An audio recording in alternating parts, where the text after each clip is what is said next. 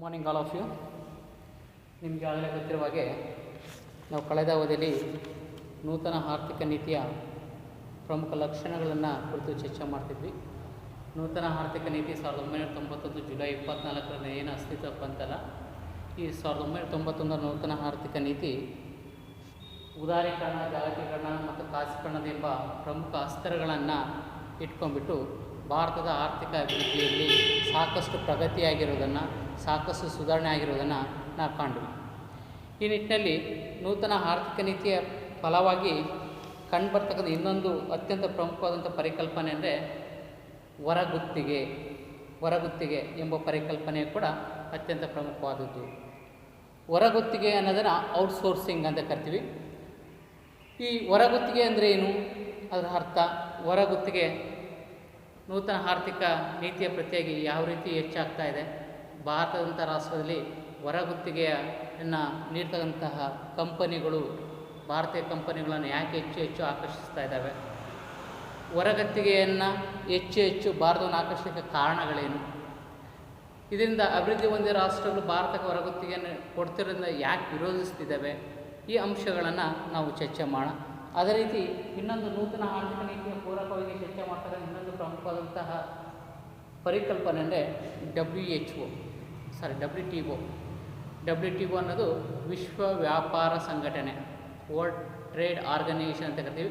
ವಿಶ್ವಸಂಸ್ಥೆಯ ಅಂಗಸಂಸ್ಥೆಯಾದ ವಿಶ್ವ ವ್ಯಾಪಾರ ಸಂಘಟನೆ ಕೂಡ ನೂತನ ಆರ್ಥಿಕ ನೀತಿಯ ಪ್ರತಿಯಾಗಿ ಭಾರತ ಅದರ ಸದಸ್ಯ ರಾಷ್ಟ್ರ ಆಗಿರೋದ್ರಿಂದ ಅಂತಾರಾಷ್ಟ್ರೀಯ ಮಟ್ಟದ ವ್ಯಾಪಾರ ಮತ್ತು ವಾಣಿಜ್ಯ ಪ್ರಕ್ರಿಯೆ, ಹೂಡಿಕೆ, ಇನ್ನು ಮುಂತಾದ ಕ್ಷೇತ್ರಗಳಲ್ಲಿ ಯಾವ ರೀತಿ ಜಾಗತಿಕ ಮಟ್ಟದಲ್ಲಿ ತನ್ನ ಬೆಳವಣಿಗೆ ದರವನ್ನು ಹೆಚ್ಚಿಸಿಕೊಳ್ಳುವ ನಿಟ್ಟಿನಲ್ಲಿ ಅದರ ಉದ್ದೇಶಗಳಿಗೆ ಮತ್ತು ಭಾರತದ ನೂತನ ಆರ್ಥಿಕ ನೀತಿ ಹಾಕಿಕೊಂಡಂಥ ಗುರಿ ಮತ್ತು ಉದ್ದೇಶಕ್ಕೆ ಪೂರಕವಾಗಿ ಕ್ರಮಗಳನ್ನು ಕೈಗೊಳ್ತಾ ಇದೆ, ಆ ನಿಟ್ಟಿನ ಸಾಗ್ತಾ ಇದೆ ಎಂಬುದನ್ನು ನೋಡ್ತಾವೋಣ. ಇವೆಲ್ಲರ ಪ್ರತಿಯಾಗಿ ಸುಧಾರಣೆಯ ಕಾಲದಲ್ಲಿ ಭಾರತದ ಅರ್ಥವ್ಯವಸ್ಥೆ ಏನಿದೆಯಲ್ಲ, ಒಂದು ಮೌಲ್ಯಮಾಪನ ಏನೆಲ್ಲ ಆಯಿತು ಸುಧಾರಣೆ ಅನ್ನೋದನ್ನು ಕೂಡ ಈ ಒಂದು ಅವಧಿಯಲ್ಲಿ ಅವಲೋಕನ ಮಾಡೋಣ. ಪ್ರಾರಂಭದಲ್ಲಿ ಹೊರಗುತ್ತಿಗೆ, ಔಟ್ಸೋರ್ಸಿಂಗ್ ಅಂದರೆ ನೋಡಿ, ಒಂದು ಮಾರ್ಕ್ಸ್ ಕೇಳ್ಬೋದು.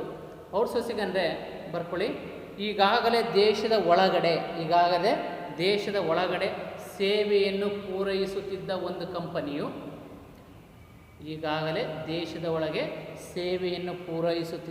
ಕಂಪನಿಯು, ಬಾಹ್ಯ ಮೂಲಗಳಿಂದ ಅಂದರೆ ವಿದೇಶಗಳಿಂದ, ಅಂದರೆ ಬಹುತೇಕ ಜಗತ್ತಿನ ಇನ್ನಿತರ ರಾಷ್ಟ್ರಗಳಿಂದ ನಿಯಮಿತ ಸೇವೆಗಳನ್ನು ಗುತ್ತಿಗೆ ಅಥವಾ ಬಾಡಿಗೆ ರೂಪದಲ್ಲಿ ಪಡೆಯುವುದನ್ನು ಹೊರಗುತ್ತಿಗೆ ಎಂದು ಕರೆಯುತ್ತೇವೆ. ಒಂದ್ಸರಿ ರಿಪೀಟ್.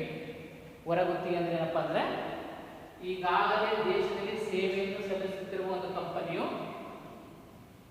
ಜಗತ್ತಿನ ಇನ್ನಿತರ ರಾಷ್ಟ್ರಗಳಿಂದ ನಿಯಮಿತ ಸೇವೆಗಳನ್ನು ಗುತ್ತಿಗೆ ರೂಪದಲ್ಲಿ ಅಥವಾ ಬಾಡಿಗೆ ರೂಪದಲ್ಲಿ ಪಡೆಯುವ ಒಂದು ಪ್ರಕ್ರಿಯೆಯನ್ನು ಹೊರಗುತ್ತಿಗೆ ಎಂಬುದಾಗಿ ಕರೆಯುತ್ತೇವೆ.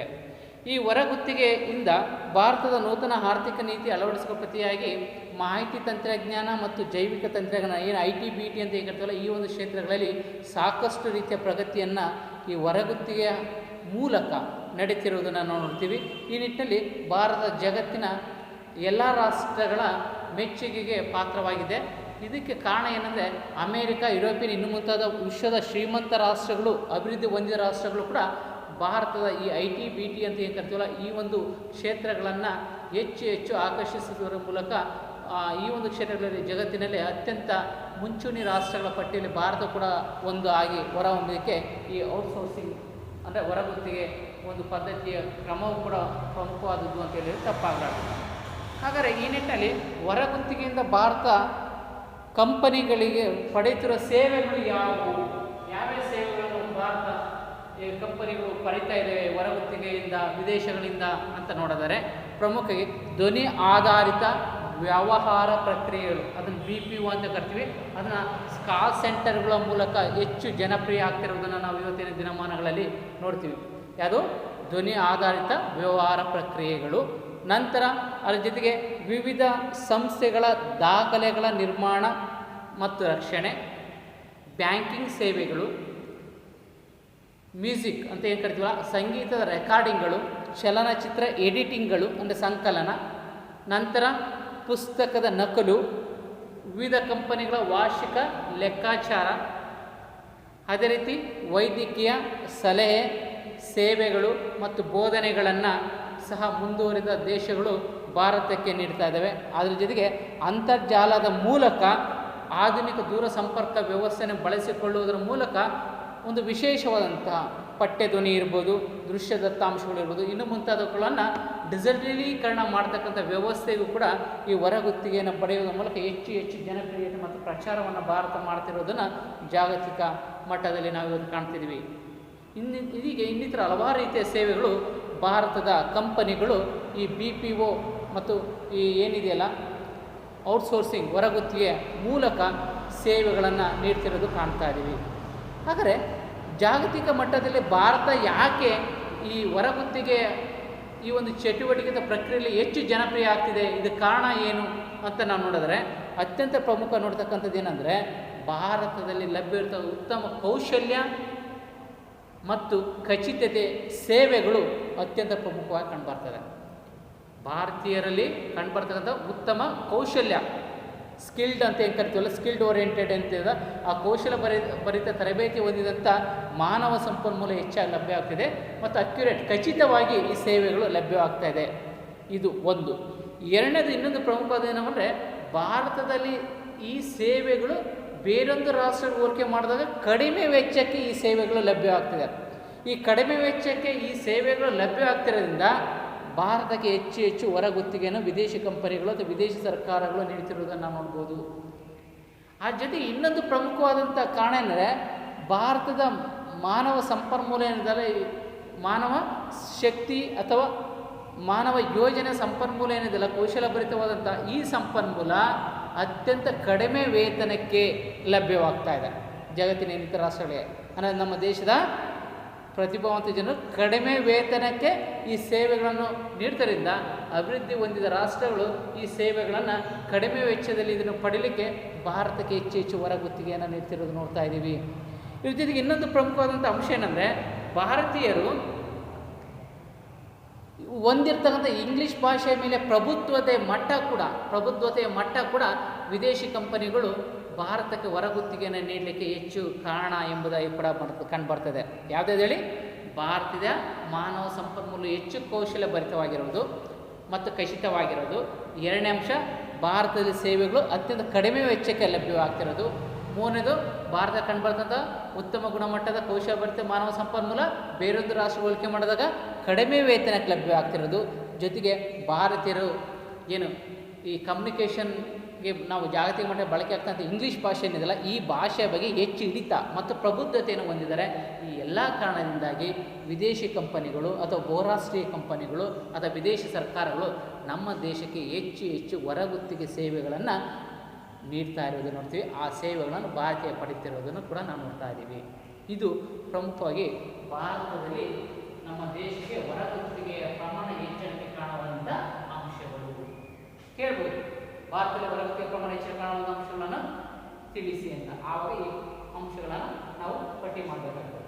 ಆದರೆ ಈ ಹೊರಗುತ್ತಿಗೆ ಪ್ರಮಾಣ ನೀಡ್ತಕ್ಕಂಥ ಅಭಿವೃದ್ಧಿ ಹೊಂದಿದ ರಾಷ್ಟ್ರಗಳೇ ಈ ಭಾರತಕ್ಕೆ ಹೊರಗುತ್ತಿಗೆ ಪ್ರಮಾಣ ನೀಡ್ತಿರೋದನ್ನು ವಿರೋಧಿಸ್ತಿದ್ದಾವೆ. ಮುಂದುವರಿದ ರಾಷ್ಟ್ರಗಳು, ವಿಶ್ವದ ಮುಂಚೂಣಿ ರಾಷ್ಟ್ರಗಳು ಭಾರತಕ್ಕೆ ಅಥವಾ ಅಭಿವೃದ್ಧಿ ಹೊಂದುತ್ತಿರುವ ನಮ್ಮಂಥ ರಾಷ್ಟ್ರಕ್ಕೆ, ನಮ್ಮ ಭಾರತಕ್ಕೆ ಯಾಕೆ ಈ ಹೊರಗುತ್ತಿಗೆ ಪ್ರಮಾಣವನ್ನು ನೀಡಬೇಕು, ಇದನ್ನು ನೀಡೋದು ಸರಿಯಲ್ಲ ಎಂಬುದಾಗಿ ಕೂಡ ವಿರೋಧವನ್ನು ವ್ಯಕ್ತಪಡಿಸ್ತಿರೋದು ನಾವು ನೋಡ್ತಿದ್ದೀವಿ. ಇದಕ್ಕೆ ಕಾರಣ ಏನಂದರೆ, ಹಿಂದುಳಿದ ರಾಷ್ಟ್ರಗಳು ತನ್ನ ರಾಷ್ಟ್ರಕ್ಕೆ ವಲಸೆ ಬಂದು, ಅಂದರೆ ಹಿಂದುಳಿದ ರಾಷ್ಟ್ರಗಳು ಅಂದರೆ ಭಾರತದಂಥ ಅಭಿವೃದ್ಧಿಶೀಲ ರಾಷ್ಟ್ರಗಳು ಮುಂದುವರೆದ ರಾಷ್ಟ್ರಗಳಿಗೆ ನಮ್ಮ ದೇಶದಲ್ಲಿರ್ತಕ್ಕಂಥ ಪ್ರತಿಭಾವಂತರು, ಉದ್ಯೋಗ ಇನ್ನು ಮುಂತಾದವರನ್ನು ಅರಸ್ಬಿಟ್ಟು ಏನು ಪ್ರತಿಭಾ ಪಲಾಯನ ಅಂತ ಏನು ಕರಿತೀವಲ್ಲ, ಆ ರೀತಿ ವಲಸೆ ಹೋಗೋದ್ರಿಂದ ಬೇರೊಂದು ದೇಶಕ್ಕೆ ಆ ಮುಂದುವರೆದ ರಾಷ್ಟ್ರಗಳಲ್ಲಿ ನಮ್ಮ ದೇಶದ ಮಾನವ ಸಂಪನ್ಮೂಲ ಹೆಚ್ಚು ಬೇಡಿಕೆಯಿಂದ ವಿದೇಶದ ಆ ಅಭಿವೃದ್ಧಿ ಹೊಂದಿದ ರಾಷ್ಟ್ರಗಳಲ್ಲಿ ನಿರುದ್ಯೋಗ ಪ್ರಮಾಣ ಹೆಚ್ಚಳ ಆಗ್ತಾ ಇದೆ. ಆದರೆ ನಮ್ಮ ದೇಶದ ಮಾನವ ಸಂಪನ್ಮೂಲ ಅಲ್ಲಿ ಕೊಡ್ತಿಲ್ಲ, ಆ ದೇಶದ ಜನತೆಗೆ ಉದ್ಯೋಗದಿಂದ ವಂಚಿತರಾಗ್ತಾ ಇದ್ದಾರೆ. ಆಗಬಿಟ್ಟು ಭಾರತದಂಥ ರಾಷ್ಟ್ರಗಳಿಗೆ ಈ ಹೊರಗುತ್ತಿಗೆ ಪ್ರಮಾಣ ಕೊಡುವುದು ಅಷ್ಟು ಸರಿಯಲ್ಲ, ಸಮಂಜಸವಲ್ಲ ಎಂಬುದಾಗಿ ವಿರೋಧ ಮಾಡ್ತಾ ಇದ್ದಾರೆ. ಇನ್ನೊಂದು ಪ್ರಮುಖವಾದ ಅಂಶ ಏನಂದರೆ, ಭಾರತ ವಿದೇಶಗಳಿಂದ ಹೆಚ್ಚು ಹೆಚ್ಚು ವಿದೇಶಿ ವಿನಿಮಯ ಗಳಿಕೆ ಮಾಡ್ತಾ ಇದೆ. ಈ ಹೊರಗುತ್ತಿಗೆಯಿಂದ ಭಾರತ ಈಗಾಗಲೇ ಅಭಿವೃದ್ಧಿಶೀಲ ರಾಷ್ಟ್ರ, ಈ ಅಭಿವೃದ್ಧಿಶೀಲ ರಾಷ್ಟ್ರಗಳಿಗೆ ನಾವು ಹೆಚ್ಚು ಹೆಚ್ಚು ಹೊರಗುತ್ತಿಗೆ ಕೊಟ್ಟಿದ್ದಾರೆ, ಅದು ಶ್ರೀಮಂತ ರಾಷ್ಟ್ರಗಳ ಪಟ್ಟಿಯಲ್ಲಿ ಬಂದ್ಬಿಡುತ್ತೆ. ಕಾಲಾನುಕ್ರಮೇಣ. ಹಾಗಾಗ್ಬಿಟ್ಟು ಆ ರಾಷ್ಟ್ರಗಳಿಗೆ ಹೊರಗುತ್ತಿಗೆ ಹೆಚ್ಚಿಕೊಳ್ಳೋದ್ರಿಂದ ನಮ್ಮ ದೇಶದ ಬಂಡವಾಳ ಆ ಭಾರತ ದೇಶಕ್ಕೆ ಹೊರಹರಿವು ಆಗೋದ್ರಿಂದ, ಔಟ್ಫ್ಲೋ ಆಗೋದ್ರಿಂದ ಆ ರಾಷ್ಟ್ರಗಳ ವಿದೇಶಿ ವಿನಿಮಯ ಸಂಗ್ರಹ ಸಾಮರ್ಥ್ಯ, ಆದಾಯ ಹೆಚ್ಚಳ ಆಗುತ್ತೆ. ಹಾಗಾಗ್ಬಿಟ್ಟು ಇದನ್ನು ತಪ್ಪಿಸಬೇಕು, ಹಾಗಾಗ್ಬಿಟ್ಟು ಭಾರತಕ್ಕೆ ಹೆಚ್ಚು ಹೆಚ್ಚು ಹೊರಗುತ್ತಿಗೆಯನ್ನು ನೀಡಬಾರ್ದು ಎಂಬುದಾಗಿ ವಿರೋಧ ಕೇಳಬರ್ತದೆ. ಎರಡು ಪ್ರಮುಖ ವಿರೋಧಗಳು ಯಾವುದು? ಭಾರತೀಯರು ವಿದೇಶಕ್ಕೆ ವಲಸೆ ಹೋಗೋದ್ರಿಂದ ಆ ದೇಶಗಳಲ್ಲಿ ನಿರುದ್ಯೋಗ ಪ್ರಮಾಣ ಹೆಚ್ಚಾಗುತ್ತೆ, ಅಂದರೆ ನಮ್ಮಲ್ಲಿ ಉದ್ಯೋಗ ಸಿಕ್ಬಿಟ್ಟು. ಎರಡನೇದು ಪ್ರಮುಖ ಕಾರಣ ಏನಂದರೆ ಆ ಭಾರತಕ್ಕೆ ಹೆಚ್ಚು ಹೆಚ್ಚು ಹೊರಗುತ್ತಿಗೆ ಔಟ್ಸೋರ್ಸಿಂಗ್ ನೀಡೋದ್ರಿಂದ ಭಾರತಕ್ಕೆ ಹೆಚ್ಚು ಹೆಚ್ಚು ವಿದೇಶಿ ವಿನಿಮಯ ಹೊರಹರಿವಾಗುತ್ತೆ. ಇದು ಮುಂದುವರೆದ ರಾಷ್ಟ್ರಗಳಿಗೆ ಏನಾಗುತ್ತೆ? ಮಾರಕ ಆಗುತ್ತೆ, ಅಷ್ಟೊಂದು ಅನುಕೂಲಕರವಾದದ್ದಲ್ಲ ಎಂಬ ಅಭಿಪ್ರಾಯದಿಂದ ಅಭಿವೃದ್ಧಿ ಹೊಂದಿದ ರಾಷ್ಟ್ರಗಳು ಭಾರತಕ್ಕೆ ಹೊರಗುತ್ತಿಗೆ ನೀಡ್ತಿರೋದನ್ನು ವಿರೋಧವನ್ನು ವ್ಯಕ್ತಪಡಿಸಿರುವುದನ್ನು ಕೂಡ ನಾವು ಹೇಳ್ತೀವಿ ಕೆಲವೊಂದು ತಜ್ಞರು ಜಾಗತಿಕ ಮಟ್ಟದಲ್ಲಿ.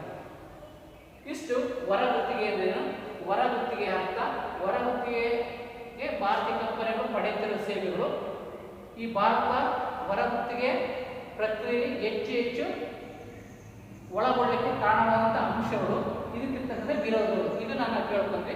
ಇದು ಪ್ರಮುಖವಾಗಿ ಹೊರಗುತ್ತಿಗೆ ಅಂದರೆ ಏನಂತ 1 or 2 ಮಾರ್ಕ್ಸ್ ಕೇಳ್ಬೋದು. ನಂತರ ಭಾರತದಲ್ಲಿ ಹೊರಗುತ್ತಿಗೆ ನಡೆಯುವ ಸೇವೆಗಳು ಯಾವುವು ಹೆಸರಿಸಿದ್ದು 1 or 2 ಮಾರ್ಕ್ಸ್ ಕೇಳ್ಬೋದು. ಭಾರತ ದೇಶಕ್ಕೆ ಹೊರಗುತ್ತಿಗೆ ಪ್ರಮಾಣ ಹೆಚ್ಚಳಕ್ಕೆ ಕಾರಣಗಳೇನು ಅಂತಂದು 4 ಮಾರ್ಕ್ಸ್ ಕೂಡ ಕೇಳುವ ಸಾಧ್ಯತೆ ಇದೆ.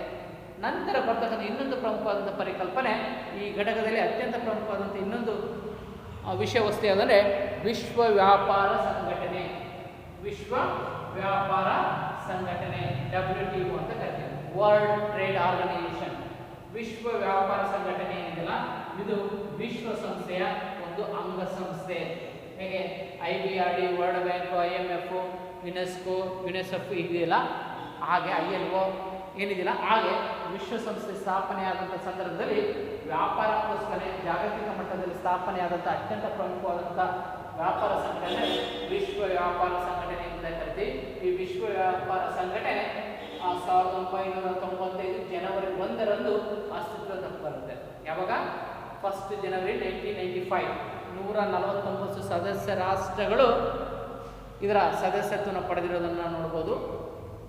ಆದರೆ ಈ 1995 ಜನವರಿ 1 ಏನು ವಿಶ್ವ ವ್ಯಾಪಾರ ಸಂಘಟನೆ ಅಸ್ತಿತ್ವಕ್ಕೆ ಬರ್ತಲ್ಲ, ಇದಕ್ಕಿಂತ ಮುಂಚೆ ಜಾಗತಿಕ ಮಟ್ಟದಲ್ಲಿ ಕಂಡುಬರ್ತಕ್ಕಂಥ ಅತ್ಯಂತ ಪ್ರಮುಖವಾದಂಥ ವ್ಯಾಪಾರ ಸಂಘಟನೆ ಅಂದರೆ ಗ್ಯಾಟ್ ಅಂತ ಹೇಳ್ತೀವಿ. ಈ ಗ್ಯಾಟ್ 1948ರಲ್ಲಿ ಸ್ಥಾಪನೆ ಆಗುತ್ತೆ. ಇದು ಒಂದು ಬಹುಪಕ್ಷೀಯ ಒಪ್ಪಂದ. ಈ ಬಹುಪಕ್ಷೀಯ ಒಪ್ಪಂದ ಏನಿದೆಯಲ್ಲ ಗ್ಯಾಟ್ ಅಂತ ಏನು ಕರಿತೀವಲ್ಲ, ಇದನ್ನು ಸುಂಕಗಳು ಮತ್ತು ವ್ಯಾಪಾರದ ಮೇಲಿನ ಸಾಮಾನ್ಯ ಒಪ್ಪಂದ ಅಂತ ಕರಿತೀವಿ. ಏನೋ ಸುಂಕಗಳು ಮತ್ತು ವ್ಯಾಪಾರದ ಮೇಲಿನ ಸಾಮಾನ್ಯ ಒಪ್ಪಂದ ಅಂತ ಕರಿತೀವಿ. ಇಂಗ್ಲೀಷಲ್ಲಿ general agreement on trade and tariff ಅಂತ ಹೇಳಾಗ್ತದೆ, ಅಥವಾ ಟ್ಯಾರಿಫ್ ಆ್ಯಂಡ್ ಟ್ರೇಡ್ ಅಂತ ಬರೋದ್ರಿಂದ ತಪ್ಪೇನಿಲ್ಲ. ಈ WTO ವಿಸ್ತರಿಸಿ ಅಥವಾ ಗ್ಯಾಟ್ ವಿಸ್ತರಿಸಿ ಅನ್ನೋದನ್ನು ವಿಸ್ತೃತ ರೂಪದಲ್ಲಿ ಮಾಡಿಸ್ಕೊಳ್ಬೋದು. ಅಥವಾ ಗ್ಯಾಟ್ ಯಾವಾಗ ಸ್ಥಾಪನೆ ಆಯಿತು ಅಥವಾ WTO ಯಾವಾಗ ಸ್ಥಾಪನೆ ಆದ ವರ್ಷವನ್ನು ತಿಳಿಸಿ ಅಂತ ಕೂಡ ಕೇಳ್ಬೋದು. ಗ್ಯಾಟ್ ಸ್ಥಾಪನೆ ಆಗಿದ್ದು 1948ರಲ್ಲಿ, WTO ಪ್ರಾರಂಭ ಆಗಿದ್ದು 1995 ಜನವರಿ 1ರಂದು. ಒಟ್ಟು ಸದಸ್ಯ ರಾಷ್ಟ್ರಗಳ ಸಂಖ್ಯೆ 149. ಹಾಗಾಗಿಬಿಟ್ಟು ಈ ವಿಶ್ವ ವ್ಯಾಪಾರ ಸಂಘಟನೆ ಏನಿದೆಯಲ್ಲ ಇದು ಅಂತಾರಾಷ್ಟ್ರೀಯ ಮಟ್ಟದಲ್ಲಿ ಅಂದರೆ ಜಾಗತಿಕ ಮಟ್ಟದಲ್ಲಿ ಅಥವಾ ವಿಶ್ವ ಮಟ್ಟದಲ್ಲಿ ಕಂಡುಬರ್ತಕ್ಕಂಥ ಅತ್ಯಂತ ಪ್ರಮುಖವಾದ ವ್ಯಾಪಾರ ಸಂಘಟನೆ. ಅದು ಪ್ರಮುಖವಾದಂಥ ವ್ಯಾಪಾರ ಸಂಘಟನೆ ಇದೆಯಲ್ಲ, ಇದು ಪ್ರಾರಂಭ ಆಗಲಿಕ್ಕೆ ಕಾರಣ ಏನಂದರೆ WTO ಇದು ಗ್ಯಾಟ್ನಲ್ಲಿದ್ದಂಥ ಸುಂಕಗಳು ಮತ್ತು ವ್ಯಾಪಾರದ ಮೇಲಿನ ಸಾಮಾನ್ಯ ಒಪ್ಪಂದ ಏನು ಜಾರಿಗಿತ್ತಲ್ಲ, ಇದರಲ್ಲಿದ್ದಂಥ ಕೆಲವೊಂದು ನ್ಯೂನತೆಗಳನ್ನು ಸರಿಪಡಿಸಿ ಅದರ ಸ್ಥಾನದಲ್ಲಿ ಉತ್ತರಾಧಿಕಾರಿಯಾಗಿ ಬಂದಂತಹ ಇನ್ನೊಂದು ಪ್ರಮುಖವಾದಂತಹ ಮಾರ್ಪಾಡಾದಂಥ ವ್ಯಾಪಾರ ಸಂಘಟನೆ WTO ಅಂತ ಹೇಳ್ಬೋದು, ವಿಶ್ವ ವ್ಯಾಪಾರ ಸಂಘ, ವರ್ಲ್ಡ್ ಟ್ರೇಡ್ ಆರ್ಗನೈಸೇಷನ್. ಈ ವಿಶ್ವ ವ್ಯಾಪಾರ ಸಂಘಟನೆ ಇದು ಪ್ರಮುಖವಾಗಿ ಅಂತಾರಾಷ್ಟ್ರೀಯ ಮಟ್ಟದಲ್ಲಿ ಅಥವಾ ಜಗತ್ತಿನ ವಿಶ್ವದ ಎಲ್ಲ ರಾಷ್ಟ್ರಗಳ ಸದಸ್ಯ ರಾಷ್ಟ್ರಗಳಂತೆ ಒಂದು ಶಾಶ್ವತ ವ್ಯಾಪಾರ ವೇದಿಕೆಯಾಗಿ ಕಂಡುಬರ್ತದೆ. ಈ ವಿಶ್ವ ವ್ಯಾಪಾರ ಸಂಘಟನೆ ಅಡಿಯಲ್ಲಿಯೇ ಅದರ ಒಪ್ಪಂದಕ್ಕೆ ಸಹಿ ಹಾಕಿದಂಥ ವಿಶ್ವದ ಬಹುತೇಕ ಏನು 149 ರಾಷ್ಟ್ರಗಳೊಂದು ಸಹಿ ಹಾಕಿದ ಆ ಎಲ್ಲ ಸದಸ್ಯ ರಾಷ್ಟ್ರಗಳ ಮಧ್ಯೆ ಮುಕ್ತವಾದಂಥ ನಿರ್ಬಂಧರಹಿತವಾದಂಥ ವ್ಯಾಪಾರ ಪ್ರಕ್ರಿಯೆ ಏರ್ಪಡ್ತಿದೆ. ಆ ಒಪ್ಪಂದಗಳಿಗೆ ಅಲ್ಲಿ ಇರ್ತಕ್ಕಂಥ ಷರತ್ತುಗಳ ಬದ್ಧವಾಗಿ ಸಹಿ ಹಾಕಿದ್ದರಿಂದ ಇದು ಒಪ್ಪಂದ ವೇದಿಕೆ ಎಂಬುದಾಗಿ ಕೂಡ ಕರಿತೀವಿ. ಈ ವಿಶ್ವ ವ್ಯಾಪಾರ ಸಂಘಟನೆ ತನ್ನ ಸದಸ್ಯ ರಾಷ್ಟ್ರಗಳ ಮಧ್ಯೆ ನಡೀತಕ್ಕಂಥ ಎಲ್ಲ ರೀತಿಯ ತಂಟೆ ತಕರಾರುಗಳನ್ನು ಭಿನ್ನಾಭಿಪ್ರಾಯಗಳನ್ನು ಹೋಗಲಾಡಿಸೋದ್ರ ಮೂಲಕ ವಿಶ್ವದ ಅಭಿವೃದ್ಧಿ ಹೊಂದಿರತಕ್ಕಂಥ ಎಲ್ಲ ಸದಸ್ಯ ರಾಷ್ಟ್ರಗಳಿಗೆ ಅನುಕೂಲಕರವಾದ ರೀತಿಯಲ್ಲಿ ಈ ವಿಶ್ವ ವ್ಯಾಪಾರ ಸಂಘಟನೆ ವ್ಯಾಪಾರ ಮತ್ತು ವಾಣಿಜ್ಯ ಪ್ರಕ್ರಿಯೆಗೆ ಸಂಬಂಧಪಟ್ಟಂತೆ ಸಾಕಷ್ಟು ಮೇಲ್ವಿಚಾರಣೆ ಮಾಡ್ತಿರುವ ಒಂದು ಸಂಘಟನೆ ಆಗಿರೋದ್ರಿಂದ ಇದನ್ನು ಅಂತಾರಾಷ್ಟ್ರೀಯ ವ್ಯಾಪಾರದ ಕಾವಲುನಾಯಿ, ಓಕೆ, ವಿಶ್ವ ವ್ಯಾಪಾರ ಸಂಘಟನೆಯನ್ನು ಅಂತಾರಾಷ್ಟ್ರೀಯ ವ್ಯಾಪಾರದ ಕಾವಲು ನಾಯಿ ಎಂಬುದಾಗಿ ಕೂಡ ಕರಿತೀವಿ. ಯಾಕಂದರೆ ಇದರ ಸದಸ್ಯ ರಾಷ್ಟ್ರಗಳ ಮಧ್ಯೆ ಇರಬೇಕಾದ್ರೆ ಇಲ್ಲಿ ಯಾವ ರಾಷ್ಟ್ರಗಳಿಗೂ ಕೂಡ ತಾರತಮ್ಯ ಆಗಬಾರ್ದು, ಯಾವ ರಾಷ್ಟ್ರಗಳಿಗೂ ಕೂಡ ಹೆಚ್ಚಿನವಾದ ಪ್ರಯೋಜನ ಅಥವಾ ಕೆಲವು ರಾಷ್ಟ್ರ ಕಡಿಮೆ ಪ್ರಯೋಜನ ಆಗಬಾರ್ದು, ಎಲ್ಲ ರಾಷ್ಟ್ರಗಳು ಉತ್ತಮವಾದ ರೀತಿಯಲ್ಲಿ ಜಾಗತಿಕ ಮಟ್ಟದ ವ್ಯಾಪಾರ ಪ್ರಕ್ರಿಯೆ ನಡೆಸಿಕೊಂಡು ಹೋಗಬೇಕು ಎಂಬ ನಿಟ್ಟಿನಲ್ಲಿ ಈ ವಿಶ್ವ ವ್ಯಾಪಾರ ಸಂಘಟನೆ ಇದು ಮಾಡಿದೆ. ಆ ವ್ಯಾಪಾರ ಪ್ರಕ್ರಿಯೆಗೆ ಸಂಬಂಧಿಸಿದಂತೆ ಎಲ್ಲ ರೀತಿಯ ಅಡೆತಡೆಗಳನ್ನು, ತಂಟೆ ತಕರಾರುಗಳನ್ನು, ಭಿನ್ನಾಭಿಪ್ರಾಯಗಳನ್ನು ಹೋರಾಡಿಸಲು ಈ ವಿಶ್ವ ವ್ಯಾಪಾರ ಸಂಘಟನೆ ಶ್ರಮಿಸುವಂಥ ವ್ಯಾಪಾರ ಶಾಶ್ವತ ಸಂಘಟನೆ ಆಗಿರೋದ್ರಿಂದ ಇದು ಅಂತಾರಾಷ್ಟ್ರೀಯ ವ್ಯಾಪಾರದ ಕಾವಲು ನಾಯಿ ಎಂಬುದಾಗಿ ಕೂಡ ತಜ್ಞರು ಉಲ್ಲೇಖ ಮಾಡಿರೋದು ಕಂಡುಬರ್ತದೆ. ಹಾಗಾದರೆ ಈ ವಿಶ್ವ ವ್ಯಾಪಾರ ಸಂಘಟನೆ ಏನು ಪ್ರಾರಂಭ ಆಯ್ತಲ್ಲ, ಈ ವಿಶ್ವ ವ್ಯಾಪಾರ ಸಂಘಟನೆ ಯಾವ ಉದ್ದೇಶವನ್ನು ಇಟ್ಕೊಂಡು ಸ್ಥಾಪನೆ ಆಯಿತು ಅನ್ನೋದು ನೋಡೋಣ. ಈ ವಿಶ್ವ ವ್ಯಾಪಾರ ಸಂಘಟನೆಯ ಸ್ಥಾಪನೆಯ ಪ್ರಮುಖ ಉದ್ದೇಶಗಳು. ಈಗ ವಿಶ್ವ ವ್ಯಾಪಾರ ಸಂಘಟನೆಯ ಸ್ಥಾಪನೆಯ ಪ್ರಮುಖ ಉದ್ದೇಶಗಳು ನೋಡಿದರೆ, ಫಸ್ಟು ಮೂಲಭೂತ ತನ್ನದೇ ಆದ ತತ್ವಗಳನ್ನು ಆಧರಿಸಿಬಿಟ್ಟು ವಿಶ್ವ ಮಟ್ಟದಲ್ಲಿ ಸ್ಥಾಪನೆಯಾದಂತಹ ವ್ಯಾಪಾರ ಸಂಘಟನೆ ದೇಶದಗಳು ವ್ಯಾಪಾರದಲ್ಲಿ ಅಂದರೆ ವಿಶ್ವದ ಸದಸ್ಯ ರಾಷ್ಟ್ರಗಳು ವ್ಯಾಪಾರ ಮಾಡುವಂಥ ಸಂದರ್ಭದಲ್ಲಿ ಮುಂದುವರೆದ ರಾಷ್ಟ್ರಗಳು ಹಿಂದುಳಿದ ರಾಷ್ಟ್ರಗಳ ಮೇಲೆ ನಿರಂಕುಶತೆಯನ್ನು ಹಾಕದಂತೆ ಒಂದು ಸಾಮಾನ್ಯ ಒಪ್ಪಂದದ ನಿಯಮಾವಳಿಯಲ್ಲಿ ಜಾಗತಿಕ ಮಟ್ಟದಲ್ಲಿ ವ್ಯಾಪಾರ ನಡೆಸಬೇಕು, ಆ ನಿಟ್ಟಿನಲ್ಲಿ ಸಾಗಬೇಕು ಎಂಬ ನಿಟ್ಟಿನಲ್ಲಿ ಗುರಿ ಇಟ್ಕೊಂಡ್ಬಿಟ್ಟು ಈ ವಿಶ್ವ ವ್ಯಾಪಾರ ಸಂಘಟನೆ ಸ್ಥಾಪನೆ ಆಯಿತು. ಅಂದರೆ ಮುಂದುವರೆದ ರಾಷ್ಟ್ರಗಳು ಹಿಂದುಳಿದ ರಾಷ್ಟ್ರಗಳ ಮೇಲೆ ಒಂದು ಬಿಗಿಯಾದ ಒತ್ತಡಗಳನ್ನು, ಕರಾರುಗಳನ್ನು, ಸುಂಕಗಳನ್ನು ಅಥವಾ ನಿರ್ಬಂಧಗಳನ್ನು ಹಾಕದೇ ಸಾಮಾನ್ಯ ರೀತಿಯಲ್ಲಿ ಎಲ್ಲ ಸದಸ್ಯ ರಾಷ್ಟ್ರಗಳನ್ನು ಕೂಡ ವ್ಯಾಪಾರ ಪ್ರಕ್ರಿಯೆ ಜರುಗಬೇಕು ಎಂಬ ನಿಟ್ಟಿನಲ್ಲಿ ಗುರಿ ಇಟ್ಕೊಂಡ್ಬಿಟ್ಟು ವಿಶ್ವ ವ್ಯಾಪಾರ ಸಂಘಟನೆ ಸ್ಥಾಪನೆ ಆಯಿತು ಅಂತ ಹೇಳಿದರೆ ತಪ್ಪಾಗಬಾರ್ದು. ಎರಡನೇದು, ಈ ವಿಶ್ವ ವ್ಯಾಪಾರ ಸಂಘಟನೆ ವಿಶ್ವದ ಸದಸ್ಯ ರಾಷ್ಟ್ರಗಳ ಮಧ್ಯೆ ಕಂಡುಬರ್ತಕ್ಕಂಥ ಎಲ್ಲ ರಾಷ್ಟ್ರ ಕಂಡುಬರ್ತಕ್ಕಂಥ ಸಂಪನ್ಮೂಲಗಳನ್ನು ಸಮರ್ಥವಾಗಿ ಬಳಕೆ ಮಾಡಿಕೊಳ್ಳುವುದರ ಮೂಲಕ ಉತ್ಪಾದನೆ, ವ್ಯಾಪಾರ ಮತ್ತು ಸೇವಾ ಕ್ಷೇತ್ರಗಳ ದಕ್ಷತೆ ಮತ್ತು ವಿಸ್ತರಣೆಯನ್ನು ಮಾಡಬೇಕು ಅನ್ನೋ ದೃಷ್ಟಿಯನ್ನು ಇಟ್ಕೊಂಡ್ಬಿಟ್ಟು ಕೂಡ ವಿಶ್ವ ವ್ಯಾಪಾರ ಸಂಘಟನೆ ಸ್ಥಾಪನೆ ಆಗಿದೆ. ನಂತರ ಈ ವಿಶ್ವ ವ್ಯಾಪಾರ ಸಂಘಟನೆಯು ತನ್ನ ಸದಸ್ಯ ರಾಷ್ಟ್ರಗಳ ಮಧ್ಯೆ ಹಿತಕರವಾದ ಮತ್ತು ನಿಷ್ಪಕ್ಷಪಾತವಾದ ಪೈಪೋಟಿಯ ಬೆಳವಣಿಗೆ ನೀಡಲಿಕ್ಕೆ ಉತ್ತೇಜನ ನೀಡಬೇಕು ಎಂಬ ನಿಟ್ಟಿನಲ್ಲಿ ಗುರಿ ಇಟ್ಕೊಂಡ್ಬಿಟ್ಟು ವಿಶ್ವ ವ್ಯಾಪಾರ ಸಂಘಟನೆ ಸ್ಥಾಪನೆ ಆಗಿದೆ. ಜೊತೆಗೆ ವಿಶ್ವ ವ್ಯಾಪಾರ ಸಂಘಟನೆಯು ತನ್ನ ಸದಸ್ಯ ರಾಷ್ಟ್ರಗಳ ಮಧ್ಯೆ ವ್ಯಾಪಾರ ಪ್ರಕ್ರಿಯೆಗೆ ಸಂಬಂಧಪಟ್ಟಂತೆ ಕಂಡುಬರ್ತಂಥ ವಿವಿಧ ವ್ಯಾಜ್ಯಗಳನ್ನು, ತಂಟೆ ತಕರಾರುಗಳನ್ನು ಮತ್ತು ಭಿನ್ನಾಭಿಪ್ರಾಯಗಳನ್ನು ಹೋಗಲಾಡಿಸುವಲ್ಲಿ ಕೂಡ ಪ್ರಮುಖವಾಗಿ ಗಣನೀಯವಾದ ಸೇವೆ ನೀಡುತ್ತದೆ. ಅಂತಲ್ಲಿ ಈ ಸುಂಕಗಳ ಕಡಿತ, ತೆರಿಗೆ ಪದ್ಧತಿಯ ನಿರ್ಮೂಲನೆ, ಇನ್ನು ಮುಂತಾದ ಆಮದು ಮತ್ತು ರಫ್ತು ಪ್ರಕ್ರಿಯೆ ಪೂರಕವಾದಂಥ ಉತ್ತೇಜನಗಳನ್ನು ಕೂಡ ನೀಡುವ ನಿಟ್ಟಿನಲ್ಲಿ ಈ ವಿಶ್ವ ವ್ಯಾಪಾರ ಸಂಘಟನೆ ಪ್ರಮುಖವಾದ ಪಾತ್ರ ವಹಿಸಿರುವುದು ಅಂತಾರಾಷ್ಟ್ರೀಯ ವ್ಯಾಪಾರ ಪ್ರಕ್ರಿಯೆಯಲ್ಲಿ ಗಣನೀಯವಾಗಿ ಸೇವೆ ನೀಡಬೇಕು ಎನ್ನುವುದು ಉದ್ದೇಶ ಇಟ್ಕೊಂಡು ಕೂಡ ಸ್ಥಾಪನೆ ಆಗಿದೆ. ನಂತರ ಈ ಸದಸ್ಯ ರಾಷ್ಟ್ರಗಳ ನಡುವೆ ನಾನು ಈಗಾಗಲೇ ಹೇಳಿದಾಗೆ ಸುಂಕರಹಿತವಾಗಿ ರಾಷ್ಟ್ರಗಳ ಮಧ್ಯೆ ಸರಕು ಸೇವೆಗಳನ್ನೇನು ಆಮದು ಮತ್ತು ರಫ್ತು ಆಗುತ್ತಲ್ಲ, ಇಂಪೋರ್ಟ್ ಆ್ಯಂಡ್ ಎಕ್ಸ್ಪೋರ್ಟ್, ಈ ಆಮದು ಮತ್ತು ರಫ್ತು ಆಗುವಂಥ ಸರಕುಗಳ ಮೇಲೆ ವಿಧಿಸುವಂಥ ತೆರಿಗೆ ದರವನ್ನು ಸುಂಕ ಅಂತ ಕರಿತೀವಿ. ಈ ತೆರಿಗೆ ರಹಿತವಾಗಿ ಅಂದರೆ ಸುಂಕರಹಿತವಾಗಿ ವ್ಯಾಪಾರ ಪ್ರಕ್ರಿಯೆ ಸದಸ್ಯ ರಾಷ್ಟ್ರಗಳ ಮಧ್ಯೆ ನಡೆದರೆ ಅನುಕೂಲ ಆಗ್ತದೆ ಎಂಬ ಒಂದು ಒಪ್ಪಂದಗಳನ್ನು ಏರ್ಪಡಿಸುವುದರ ಮೂಲಕ ದ್ವಿಪಕ್ಷೀಯ ಮತ್ತು ಬಹುಪಕ್ಷೀಯ ಒಪ್ಪಂದಗಳ ಆಧಾರದ ಮೇಲೆ ಒಂದು ಹಿತಕರವಾದ ಸನ್ನಿವೇಶವನ್ನು ಸದಸ್ಯ ರಾಷ್ಟ್ರಗಳ ಒಪ್ಪಂದದ ಮೂಲಕ ನಡೆದಿದೆ. ಆ ಉದ್ದೇಶವನ್ನು ಕೂಡ ವಿಶ್ವ ವ್ಯಾಪಾರ ಸಂಘಟನೆ ಒಂದು ಶಾಶ್ವತ ವ್ಯಾಪಾರದ ವೇದಿಕೆಯಾಗಿದೆ ಅಂತ ಹೇಳ್ಬೋದು. ಜೊತೆಗೆ ಸೇವೆಗಳ ಉತ್ಪಾದನೆ, ವ್ಯಾಪಾರದ ವಿಸ್ತರಣೆ ಉದ್ದೇಶದ ಜೊತೆಗೆ ಜಾಗತಿಕ ಸಂಪನ್ಮೂಲಗಳ ಆದರ್ಶ ಬಳಕೆ ಮಾಡಿಕೊಳ್ಬೇಕು. ಜೊತೆಗೆ ಜಾಗತಿಕ ಮಟ್ಟದಲ್ಲಿ ಪರಿಸರ ಸಂರಕ್ಷಣೆ ಇದು ಕೂಡ ಅತ್ಯಂತ ಪ್ರಮುಖವಾದದ್ದು. ಇವತ್ತು ಗ್ಲೋಬಲ್ ವಾರ್ಮಿಂಗ್ ಸಾಕಷ್ಟು ರೀತಿಯ ದುಷ್ಪರಿಣಾಮ ಬೀರ್ತಿರೋದನ್ನು ನಾವು ನೋಡ್ತಾ ಇದ್ದೀವಿ. ಹಾಗಾಗ್ಬಿಟ್ಟು ಈ ಪರಿಸರದ ಬಗ್ಗೆನೂ ಕೂಡ ಹೆಚ್ಚಿನ ಕಾಳಜಿ ಇಟ್ಕೊಂಡ್ಬಿಟ್ಟು ವಿಶ್ವ ವ್ಯಾಪಾರ ಸಂಘಟನೆ ಜಾಗತಿಕ ಮಟ್ಟದ ಸದಸ್ಯ ರಾಷ್ಟ್ರಗಳ ಮಧ್ಯೆ ಕೇವಲ ಸಂಪನ್ಮೂಲಗಳನ್ನು ಆದರ್ಶ ಮಟ್ಟದಲ್ಲಿ ಬಳಕೆ ಮಾಡಿಕೊಳ್ಳೋದು ಅಷ್ಟೇ ಅಲ್ಲ, ಜಾಗತಿಕ ತಾಪಮಾನವನ್ನು ಕಾಪಾಡಿಕೊಳ್ಳುವ ನಿಟ್ಟಿನಲ್ಲಿ ಈ ಪರಿಸರ ಸಂರಕ್ಷಣೆಯ ಪರಿಸರ ಹಿತದೃಷ್ಟಿಯಿಂದಲೂ ಕೂಡ ಯಾವ ರೀತಿಯಾದ ಗಮನವನ್ನು ಹರಿಸಬೇಕು ಎಂಬ ಉದ್ದೇಶಗಳನ್ನು ಇಟ್ಕೊಂಡ್ಬಿಟ್ಟು ಈ ವಿಶ್ವ ವ್ಯಾಪಾರ ಸಂಘಟನೆ ಸ್ಥಾಪನೆ ಆಯಿತು ಅಂತ ಹೇಳಿದ್ರೆ ವಿಶ್ವ ವ್ಯಾಪಾರ ಸಂಘಟನೆ ಏನಿದೆಯಲ್ಲ ಇದು ಅತ್ಯಂತ ಪ್ರಮುಖವಾದಂಥ ಅಂತಾರಾಷ್ಟ್ರೀಯ ವ್ಯಾಪಾರದ ವೇದಿಕೆಯಾಗಿದೆ ಅಂತ ಹೇಳಿದರೆ ತಪ್ಪಾಗಲಾರದು. ಇದರ ಪ್ರಯೋಜನ ವಿಶ್ವದ ಎಲ್ಲ ರಾಷ್ಟ್ರಗಳಿಗೂ ಕೂಡ ಆಗ್ತಾ ಇದೆ. ಇಷ್ಟು ವಿಶ್ವ ವ್ಯಾಪಾರ ಸಂಘಟನೆಗಿರ್ತಕ್ಕಂಥ ಪ್ರಮುಖವಾದಂಥ ಅಂಶಗಳು. ಇಲ್ಲಿ ವಿಶ್ವ ವ್ಯಾಪಾರ ಸಂಘಟನೆ ಬಗ್ಗೆ ಒಂದು ಟಿಪ್ಪಣಿ ಬರೆಯಿರಿ ಅಂತ ಕೂಡ ಕೇಳ್ಬೋದು. ಅವು ವಿಶ್ವ ವ್ಯಾಪಾರ ಸಂಘಟನೆ ಯಾವ ಪ್ರಾರಂಭ ಆಯಿತು, ಓಕೆ, ವಿಶ್ವ ವ್ಯಾಪಾರ ಸಂಘಟನೆ ಪ್ರಾರಂಭಕ್ಕಿಂತ ಮುಂಚೆ ಯಾವ ಸಂಸ್ಥೆ ವ್ಯಾಪಾರದ ಇದನ್ನು ಮಾಡ್ತಿತ್ತು ಅಂದರೆ ಗ್ಯಾಟ್ ಅಂತ ಬರೀಬೇಕು, ಸುಂಕಗಳು ಮತ್ತು ವ್ಯಾಪಾರದ ಮೇಲೆ ಸಾಮಾನ್ಯ ಒಪ್ಪಂದ. ಅದು ವಿಶ್ವಸಂಸ್ಥೆ ಯಾವಾಗ ಸ್ಥಾಪನೆ ಆಯಿತು, ಗ್ಯಾಟ್ ಯಾವ ಸ್ಥಾಪನೆ ಆಯಿತು, ಅದು ಒಟ್ಟು ಸದಸ್ಯ ರಾಷ್ಟ್ರಗಳು ಎಷ್ಟು, ಹೀಗೆ ಒಂದೊಂದು ಮಾರ್ಕ್ಸ್ ಕೇಳ್ಬೋದು. ಜೊತೆಗೆ ವಿಶ್ವ ವ್ಯಾಪಾರ ಸಂಘಟನೆಯ ಪ್ರಮುಖ ಉದ್ದೇಶಗಳನ್ನು ತಿಳಿಸಿ ಅಂತ ಕೂಡ 4 ಮಾರ್ಕ್ಸ್ ಕೇಳ್ಬೋದು. ಅಥವಾ 2 ಮಾರ್ಕ್ಸಿಗೆ ವಿಶ್ವ ವ್ಯಾಪಾರ ಸಂಘಟನೆ ಯಾವ 2 ಉದ್ದೇಶವನ್ನು ತಿಳಿಸಿ ಅಂತಲೂ ಕೂಡ ಕೇಳ್ಬೋದು. ಆಗ್ಬಿಟ್ಟು ವಿಶ್ವ ವ್ಯಾಪಾರ ಸಂಘಟನೆ ಕೂಡ ಈ ಹೊರಗುತ್ತಿಗೆ ರೀತಿಯಲ್ಲಿ ಇದು ಕೂಡ ಒಂದು ರೀತಿ ಟಿಪ್ಪಣಿ ರೂಪದಲ್ಲಿ 4 ಅಂಕಕ್ಕೆ ಕೇಳುವಂಥ ಬಹುಮುಖ್ಯವಾದ ಪ್ರಶ್ನೆಗಳಲ್ಲಿ ಒಂದು ಅಂತ ಹೇಳಿದರೆ ತಪ್ಪಾಗಲಾರದು. ನಂತರ ಪರೀಕ್ಷಾ ದೃಷ್ಟಿಯಿಂದ 6 ಅಂಕಕ್ಕೆ ಕೇಳ್ತಕ್ಕಂಥ ಪ್ರಮುಖವಾದಂಥ ಇನ್ನೊಂದು ವಿಷಯ ಅಂದರೆ ಸುಧಾರಣೆಗಳ ಕಾಲದಲ್ಲಿ ಭಾರತದ ಅರ್ಥವ್ಯವಸ್ಥೆ ಒಂದು ಮೌಲ್ಯಮಾಪನ. ಅಂದರೆ ಸುಧಾರಣೆ ಕಾಲದಲ್ಲಿ ಅಂದರೆ 1991ರ ತರುವಾಯ, 1991ರ ತರುವಾಯ ಅಂದರೆ 1990 ನೂತನ ಆರ್ಥಿಕ ನೀತಿಯನ್ನು ಅಳವಡಿಸಿಕೊಂಡಾಗ ಅದರ ಪ್ರತಿಯಾಗಿ ಅಲ್ಲಿಂದ ಈಚೆಗೆ 1991ರ ನೂತನ ಆರ್ಥಿಕ ನೀತಿ ಅಳವಡಿಸಿಕೊಂಡ ನಂತರ ಭಾರತ ಅರ್ಥವ್ಯವಸ್ಥೆಗೆ ಏನೆಲ್ಲ ಸುಧಾರಣೆ ಆಯಿತು, ಏನೆಲ್ಲ ಪ್ರಯೋಗ ಆಯಿತು ಅನ್ನೋದ್ರ ಬಗ್ಗೆ ಒಂದು ಸಂಕ್ಷಿಪ್ತವಾದ ಒಂದು ಪಕ್ಷಿಮತ ಮೌಲ್ಯಮಾಪನ ಮಾಡೋದು, ಸೆಲ್ಫ್ ಅಸೆಸ್ಮೆಂಟ್ ಅಂತ ಹೇಳ್ತೀವಲ್ಲ, ಆ ರೀತಿಯನ್ನು ನಮ್ಮ ಭಾರತ ದೇಶ ಅರ್ಥವ್ಯವಸ್ಥೆಯ ಪೂರಕವಾಗಿ ನಾವು ಅವಲೋಕನ ಮಾಡ್ತಕ್ಕಂಥದ್ದು ಕಂಡುಬರ್ತದೆ. ನಾನು ಈಗಾಗಲೇ ಹೇಳಿದಂಗೆ ಇದನ್ನು 6 ಅಂಕಕ್ಕೆ ಕೇಳುವಂಥ ಅತ್ಯಂತ ಪ್ರಮುಖವಾದಂಥ ಅಂಶ. ಅವುಗಳನ್ನು ಕೆಲವೊಂದು ಅಂಶಗಳನ್ನು ಏನೆಲ್ಲ ಸುಧಾರಣೆ ಆಗಿದೆ, ಈಗ ಭಾರತ ಅರ್ಥವ್ಯವಸ್ಥೆ ಏನೆಲ್ಲ ಬದಲಾವಣೆ ಆಗಿದೆ ಅನ್ನೋದನ್ನು ಕೆಲವೊಂದು ಅಂಶಗಳ ಮೂಲಕ ಚರ್ಚೆ ಮಾಡ್ಕೊಂಡ. ಪ್ರಮುಖವಾಗಿ 1990 ನೂತನ ಆರ್ಥಿಕ ನೀತಿ ಅಳವಡಿಸಿಕೊಂಡ ನಂತರ ಭಾರತ ಅರ್ಥವ್ಯವಸ್ಥೆ ಆರ್ಥಿಕ ಪ್ರಮುಖ ಬದಲಾವಣೆಗಳಲ್ಲಿ ಫಸ್ಟ್ ಆರ್ಥಿಕ ಬೆಳವಣಿಗೆ ದರದಲ್ಲಿ ಹೆಚ್ಚಳಾಗಿದೆ. The growth of economic will be increase. ಅಂದರೆ ಎಕನಾಮಿಕ್ ಗ್ರೋತ್ ಆ್ಯಂಡ್ ಡೆವಲಪ್ಮೆಂಟ್ ಏನಿಲ್ಲ ಆ ಪ್ರಗತಿ ಕಾದಿದೆ. ಹೆಂಗೆ ಪ್ರಗತಿ ಕಾದಿದೆ ಹೆಂಗೆ ತಿಳ್ಕೊಬೇಕಂದ್ರೆ 1991ರಲ್ಲಿ ನಂತರ ಮತ್ತು ಏನೆಲ್ಲ ಬದಲಾವಣೆ ಆಯಿತು ಅಂತ ನೋಡಿದರೆ 1980-81ರಲ್ಲಿ ಭಾರತದ ಆರ್ಥಿಕ ಅಭಿವೃದ್ಧಿಯ ಬೆಳವಣಿಗೆ GDP ಇತ್ತಲ್ಲ, ಇದು 80-81ರಲ್ಲಿ ಕೇವಲ 5.6% ಇತ್ತು. ಎಷ್ಟಿತ್ತು?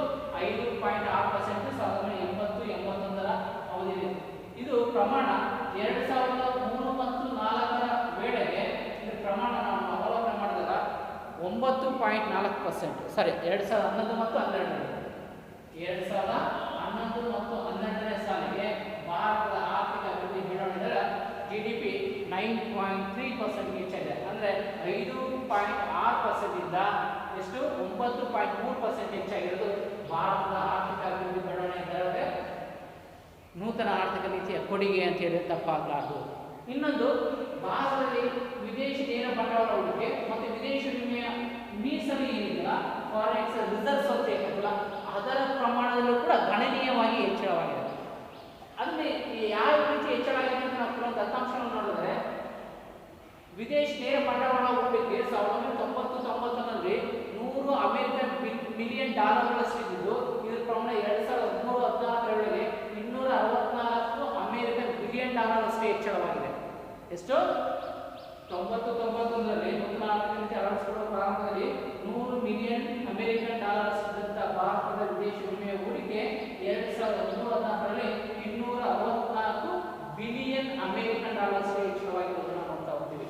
ಅದೇ ರೀತಿ ಫಾರಿನ್ ಎಕ್ಸ್ಚೇಂಜ್ ರಿಸರ್ವ್ಸ್ ಅಂದರೆ ಒಂದು ರಾಷ್ಟ್ರ ಜಗತ್ತಿನ ಇನ್ನೊಂದು ರಾಷ್ಟ್ರಗಳಿಗೆ ವ್ಯಾಪಾರ ಮಾಡಬೇಕು ನಮ್ಮಲ್ಲಿರ್ತಂಥ ದ್ರವ್ಯತೆಯ ಸಾಮರ್ಥ್ಯ ನೋಡಿದ್ರೆ ಫಾರಿನ್ ಎಕ್ಸ್ಚೇಂಜ್ ವಿದೇಶಿ ವಿನಿಮಯ ಸಂಗ್ರಹ ಸಾಮರ್ಥ್ಯ 1990-91ರಲ್ಲಿ $6 ಬಿಲಿಯನ್ ಅಮೆರಿಕನ್ ಡಾಲರ್ಸ್ ಮತ್ತು ದ್ರವ್ಯತೆ ಇದು 2013-14ರ ವೇಳೆಗೆ $304 ಬಿಲಿಯನ್ ಡಾಲರ್ಗಳಷ್ಟು ಹೆಚ್ಚಳಾಗಿದೆ. ಅಮೆರಿಕದ ಬಿಲಿಯನ್ ಡಾಲರ್ಷ್ಟು ಹೆಚ್ಚಳಾಗಿದೆ. 304 ಅಂದರೆ $6 ಬಿಲಿಯನ್ ಇಂದ $304 ಅಮೆರಿಕನ್ ಬಿಲಿಯನ್ ಡಾಲರ್ಷ್ಟು ಹೆಚ್ಚಳಾಗಿದೆ. ಅಂದರೆ ಇಲ್ಲೂ ಕೂಡ ವಿದೇಶಿ ವಿನಿಮಯ ಮೀಸಲು ಅನುಪಾತದ ದರದಲ್ಲಿ ಕೂಡ ಸಾಕಷ್ಟು ಹೆಚ್ಚಳ ಆಗಿರೋದನ್ನು ನಾವು ನೋಡ್ತಾ ಹೋಗ್ತೀವಿ.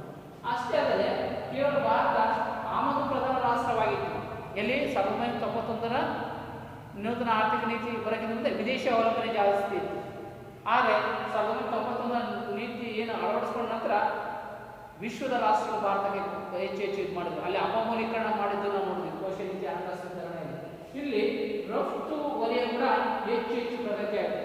ಅದರಲ್ಲಿ ಪ್ರಮುಖವಾಗಿ ಭಾರತದಲ್ಲಿ ಈ ಆಟೋಮೊಬೈಲ್ಸ್ ಬಿಡಿ ಭಾಗಗಳು, ಇಂಜಿನಿಯರಿಂಗ್ ಸರಕುಗಳು, ಟೆಕ್ಸ್ಟೈಲ್ಸ್ಗಳು, ಓಕೆ, ಮಾಹಿತಿ ತಂತ್ರಜ್ಞಾನ, ಜೈವಿಕ ತಂತ್ರಜ್ಞಾನ, ಹೀಗೆ ಹಲವಾರು ಕ್ಷೇತ್ರಗಳು ಏನಿದೆಯಲ್ಲ, ಹಲವಾರು ಕ್ಷೇತ್ರಗಳು ಜಾಗತಿಕ ಮಟ್ಟದಲ್ಲಿ ಆಮದುಗೆ ಬದಲಾಗಿ ರಫ್ತು ಉತ್ತೇಜನ ನೀಡುವ ನಿಟ್ಟಿನಲ್ಲಿ ಜಗತ್ತಿಗೆ ಒಂದು ಉತ್ತೇಜನಕ್ಕೆ ಪೂರಕವಾದಂತಹ ವಲಯವಾಗಿ ರಫ್ತು ವಲಯ ಕಂಡುಬಂದಿದೆ. ನಮಗೆ ಆ ಮೂಲಕ ಹೆಚ್ಚು ಹೆಚ್ಚು ವಿದೇಶಿ ವಿನಿಮಯ ಗಳಿಕೆ ಆಗ್ತಾ ಇದೆ.